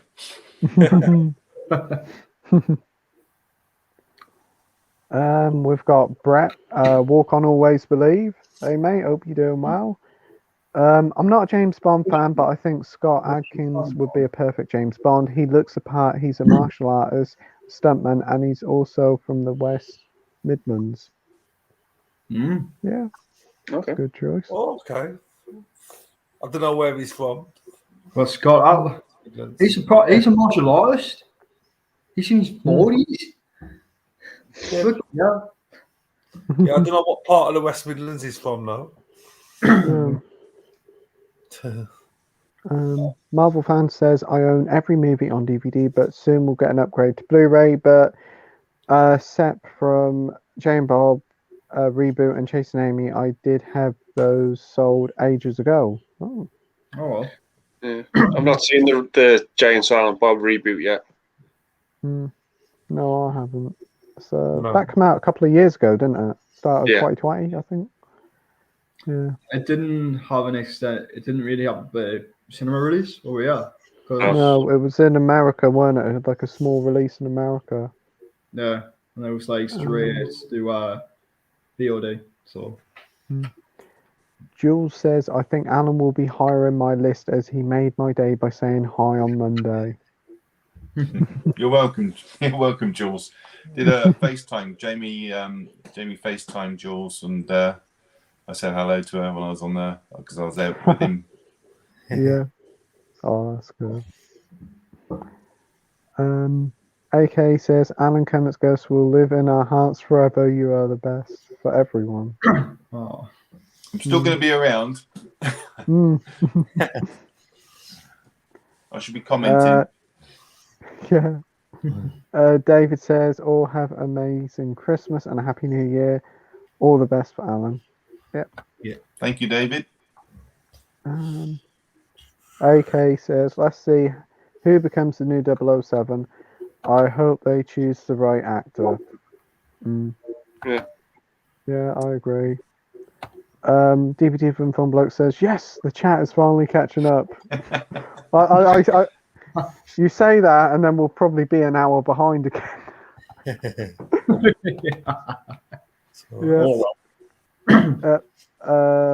Clerks is great. Not seen Clerks 2. And AK's never seen any Kevin Smith films. DVD from Fun Bloke says, I've seen Clerks, Mallrats, Chasing Amy, Dogma, and Jay and Silent Bob Straight Back. They're all good. His first 5 films are worth watching. AK movies, I like Chasing Amy, but not the other Kevin Smith films I've seen. A seriously overrated director, in my opinion. I'm Okay. not a fan. I'm not a fan of Kevin Smith. I think, like in my opinion, I think he's a dick. He I is. don't really know much about his films. I know he's done like Jane Silent Bob stuff, but it's only really Dogmas I've watched. But yeah, I like that one. That was quite good. David says, name 5 James Bond films that are good. Oh, good. Skyfall. Skyfall Below.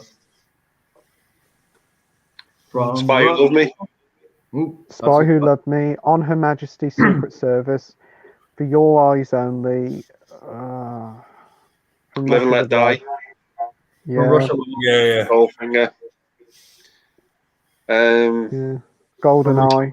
Yeah. GoldenEye. Like, Yeah. You only live twice. That's good. Yeah, that's Yeah. very underrated. That one is. Doctor No. Oh, Yeah. Don't know. I'm not a big fan of Diamonds Are Forever. Did someone say For Your Eyes Only? Yeah, I said For Your Eyes So- Yeah, Only. that's a good one. Yeah. Not seen any love for Moonraker here. Yeah. Maybe I forgot about that. That's actually a pretty good film. Moonraker. Oh, I like Moonraker. It's pretty good. Yeah, it's a lot I of fun. actually- Yeah. I really like A View to a Kill, even though it's considered like the worst one. Mm. To review. I really like it. Yeah, but the song's great though. Yeah, the song's great, and there's a lot of fun moments in it. I like. So- I don't mind listen that. Yeah, I don't mind Octopussy either. Well, I'm going to post a question now. So we've all agreed the favourite James Bond films. What's the best theme tune? View to a Kill. Beautiful Kill. Duran Duran. Goldfinger for me. Goldfinger. Nobody does it better for The Spy Who Loved Me.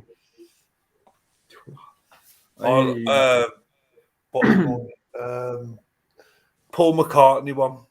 Live and Let Live and Die. Let Die. Yeah. This is when I get put on the spot. Oh man. Oh, great. Thunderball by Yeah. Tom Jones. Oh, Tom Jones ones. I'd Oh, give, that's such a good song. I give a shout out as well to Chris Cornell. You know my name from Casino Royale. Yeah. Oh Yeah, Yeah. very good one. Great song. Ooh. AK says, oh, cool. Gary says, new He-Man show is about Tila and her lesbian friends. Yep. Well, Peter says, in no particular order, Moonraker, Live and Let Die, The Living Daylights, Spy Who Loved Me, and For Your Eyes Only. That is a good mix there. AK says, Goldfinger, Live and Let Die, Diamonds Are Forever, Doctor No, and GoldenEye. Ooh. Good lineup. Yeah, I love GoldenEye's brilliant. GoldenEye, love that. Such a fun Yeah. film. I can't believe we forgot about GoldenEye. Like, I did say GoldenEye. I did. Oh, I might have misheard it. AK says, I want to talk to you over the phone, Alan matey. We'll talk about movies, Alan. You have to get in contact with me on Instagram because I don't actually have a mobile phone. Okay. Don't you? Right, so he's never used a mobile phone? Never? No. The Dutch film buff says, great stream, guys. Have a good night. Thanks ever so much, mate. See you later, man. AK says, Skyfall, another fantastic film. Yeah, totally agree there, mate. Good film. Oh yeah, Moonraker. Yeah. Rika. Marvel fan says, yeah, they released Kevin Smith collection on DVD and Blu-ray. I bought 2 copies. Then it's the biggest regret is selling them to CX because I found out the box set was discontinued after selling them. No doubt CX charged a really good price for them afterwards. AK says, my favourite is Live and Let Die theme song. Yeah. Great pick. Peter says, I'm glad we don't have a CX while I live in Sweden. Ooh. David says his favourite movie is Uncle Buck. Never seen it. I love Uncle Buck's really good. It's a fun film. Yeah, never seen that. Gotta love John Candy. Pun? Gotta love John Candy. He's amazing. I think Kevin Smith movies can be homophobic. I haven't seen any. Sans Silence Peter, I'm sure you will enjoy Roadhouse. Never met anyone who didn't like it, and it's unlike any other film I've seen. Right. Definitely will watch it, Peter. I definitely will. AK says, okay, Alan. Gary says, I'll be watching Alf and Bad Santa Christmas Day, my favourite Christmas films. Ooh, Bad Santa's a lot of fun. I love Bad Santa. Alf's a good fun film as well. See, mate, when it comes to Christmas, I don't normally watch Christmas films because it's normally I normally watch like Doctor Who Christmas specials because I used to watch it every year until they stopped them. Now it's all about these Daleks trilogy, which I'm really looking forward for New Year's.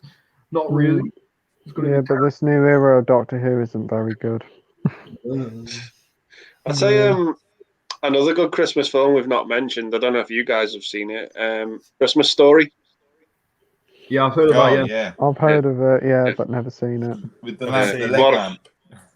Yeah. Yeah. It's just about this kid. He wants this BB gun for Christmas, and everyone says to him, "You're going to shoot your eye out." It's a lot of fun. Great movie. Yeah. Yeah, it's really good.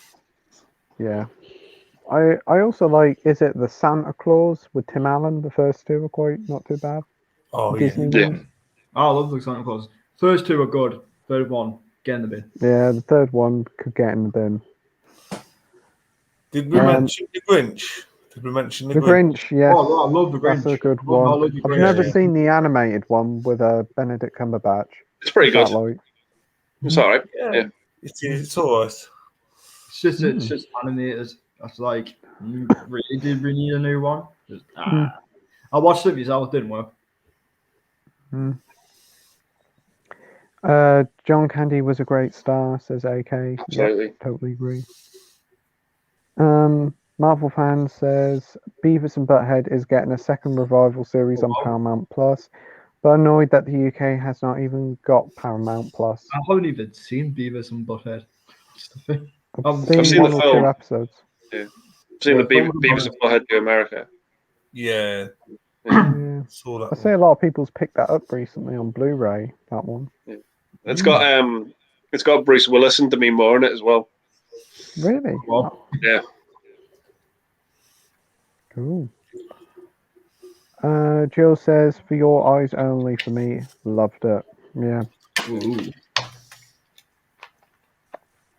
AK says, "I'll be watching the Polar Express, Alf, Home Alone 1 and 2, Jingle All the Way, the both Grinch movies and both Santa Claus movies, and also the Muppets Christmas Carol and Jack Frost." Great selection there, AK. Jingle All the Way is like one of my favorite Christmas films of all time. It's something I do all the time. It's just barely it's Arnie just chasing after a bloody kid's toy. Yeah. it's all what it is. Oh man. Yeah. And would you believe it? We actually reached the end of the comments. Oh, yeah. We actually have reached the end of the comments. And we David's just come in with a final question and he says, "What's your favourite?" Whoa, no, we've got like 5 questions coming there. What the hell? Sorry, man. Every time, I always know when we say we're just about to finish, we'll get like loads go up at the same time. David says, "What's your favourite anime movie?" Probably the Studio Ghibli, Grave of the Fireflies. I like that one. Yeah. That's Howl's cool. Moving Castle. Yeah. Any of the Spirited Ghibli Away. collection. I quite like that one. That's good. Yeah. Oh yeah. I'm a big fan of Akira and Ghost in the Shell. Yeah. Amazing film. What about you, James? I quite like Ponyo. Oh, it was. That's a very good one. It's a bit like Little Bit. I like Ponyo. In Ponyo, have you noticed the mother's driving? She is an awful driver in there. She is. Definitely agree. Yes. I haven't even seen it. Can't drive. Mm. Any more for you, Randy? Yeah, probably just Akira. Stunning animation. Yeah. Yeah. Absolutely fantastic. DVD bloke says, and we are at the end. Well, no, we're still continuing on just Really? a little bit longer. Still going. Still going. Yeah. AK Movie says it's turbo time. Oh, it's turbo time. Turbo time. Marvel fan says Kevin Smith might be the next celebrity to get cancel culture. I'm not even I don't bothered. know. If it gets cancelled, it gets cancelled. I'm not if it does, yeah. Mm. I'm not even bothered. AK Movie says, have a wonderful Christmas, guys, and a happy New Year. Oh, And you too, AK. You too. Okay. Peter says, yes, that's Ravenous with Robert Carlyle playing a cannibal. Watch it, it's good. Yeah. Oh, wow. Mm. AK says, thumbs up from me to all of you guys. Yeah. Thumbs up to you, mate. Yeah. Yeah. DVD Film Bloke says, if this is the end of the stream, good night. Also, sorry to see you go, Alan. I love your stuff. Stay safe. Thank you. What is your favourite Brittany Murphy movie? Who's Brittany Murphy? Don't know. Girl Interrupted. I haven't seen it. No, I haven't. Trying to think. She was in a film with Ashton Kutcher, weren't her, Just Married. Yeah. Oh, that one, yeah. Yeah. 8 Mile. 8 Mile. Yeah. Oh yeah, 8 Mile as well. Yeah. 8 Mile. Oh wow. Yeah. Was she in Clueless? No, yes. I can't. Was she in Clueless? I can't remember. I haven't seen Clueless, so I don't know. No, I haven't seen Clueless. Yeah. I'm a bit stumped with that one. I don't really know. What about you guys? What's your favourite? She just married. Yeah. Just It's the married. only one I Yeah. can think other than 8 Mile. It's the only other one I can think she was in. Yeah, she was in Clueless alongside Paul Rudd. Paul Rudd was in Clueless as well. Yeah. Was he? Oh. Yeah. What was she in Girl Interrupted as well, James? I'm gonna check. Yeah. Whitney. Jules has already answered the question. It is Clueless, Dudley. Yeah. Thank you, Jules. Oh, I'm gonna love Stunned Sirens coming when it pops up. Yeah. What film did you say? Sorry, Andy. Girl Interrupted. Girl Interrupted. Yeah, she was in Girl Interrupted. Yeah. Really? Wow. Cherry Falls. Anyone of that one? Cherry Falls. I've heard of it, but never seen Cherry it. Falls. Don't Say a Word. Oh, with think I've heard Michael of that Keaton, Michael Douglas. She's good in that. Riding in Cars with Boys. I think that's Drew Barrymore. Riding in Cars with Boys. Okay. No. Uptown Girls. She was in Sin City. Sin City. Yeah. I've seen Sin City. Good film. Happy I've seen Feet. it. Happy Feet? What the Happy hell? Feet, really? Whoa. Yeah, Happy Feet. No, I've never seen that in the cinema. Happy Feet. Yes, that's about it. And, Oh, well. Okay. Yeah. Peter says Batman Returns kind of counts as a Christmas film. Yeah, I'll do. Yeah. I'll come to Christmas It's film. set around Christmas, yeah. And Peter also says, wow, Ryan really left a void. Where did the void lay left at? What void? It's because I haven't swore yet. Is that why? Do you want us to swear at the end of the stream just to make it make you Well, happy? What was it last week? We ended up forgetting to turn the stream off, and we were talking about sausage rolls for about 5 minutes. Sausage rolls.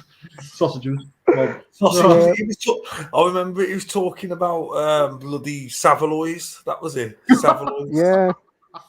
Yeah. He's telling me where to get the best Savoys in the north. Yeah. Yeah, he was. And then he was flopping his sausage all about. Or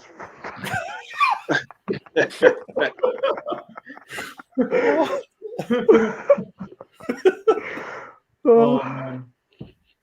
Alan's just looks so confused right now. Oh, but yeah. AK says about Batman Returns. Kind of yes. AK Movie says, do you like my channel and subscribe? Yeah, it's a great channel, AK. Yeah. Jill says she was in Cherry Falls. She is one of my favorite actresses ever. She is still Jodie Foster. Yeah. It's cool. Yeah.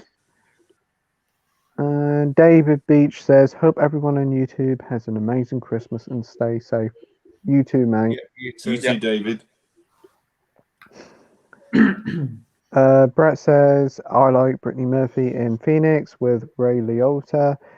Cherry Falls Drive, martial arts flick with Mark Danaseos. Yep. Oh wow! I didn't know it was a martial arts film. I'll have to check it out. I love martial arts. Peter says, Suck is a vampire comedy and it's got a bunch of cameos by people like Iggy Pop, Henry Rollins, Alice Cooper, Alex Lifeson. I don't like many newer comedies, but this one I did. Okay. Yeah, cool. I've heard Check that one out. Yeah, I've heard it suck. I just remembered now. Like, it's a horror musical. What it is. Yeah. David Beach says Brittany Murphy was in Don't Say a Word with Michael Douglas. Yeah, I think we did say about that. Yeah. Yep, and we are at the end of the comments. We are. Yep. So, shall we finish it for tonight? Yeah. Yep. Right. Thank you, everybody, for watching the live stream. It's been a lot of fun. We've nearly gone to 4 hours. It's gone so quick. I'd like to thank Andy and Ryan for always joining every week. And I'd like to thank James for joining again tonight, as well as Jules. And I'd like to big thank you to Alan for joining us. Been wanting to have you on the stream for ages, and it's been truly wonderful having you on here. Thanks ever so much. Oh, my pleasure. Thank you very much for inviting me. Yep. So that's all for this week. We may have a live stream next Wednesday. We may not. It remains to be seen. But thanks ever so much, everybody. I don't know what happened there, but thanks everybody. Till next time. Bye. Bye. See ya.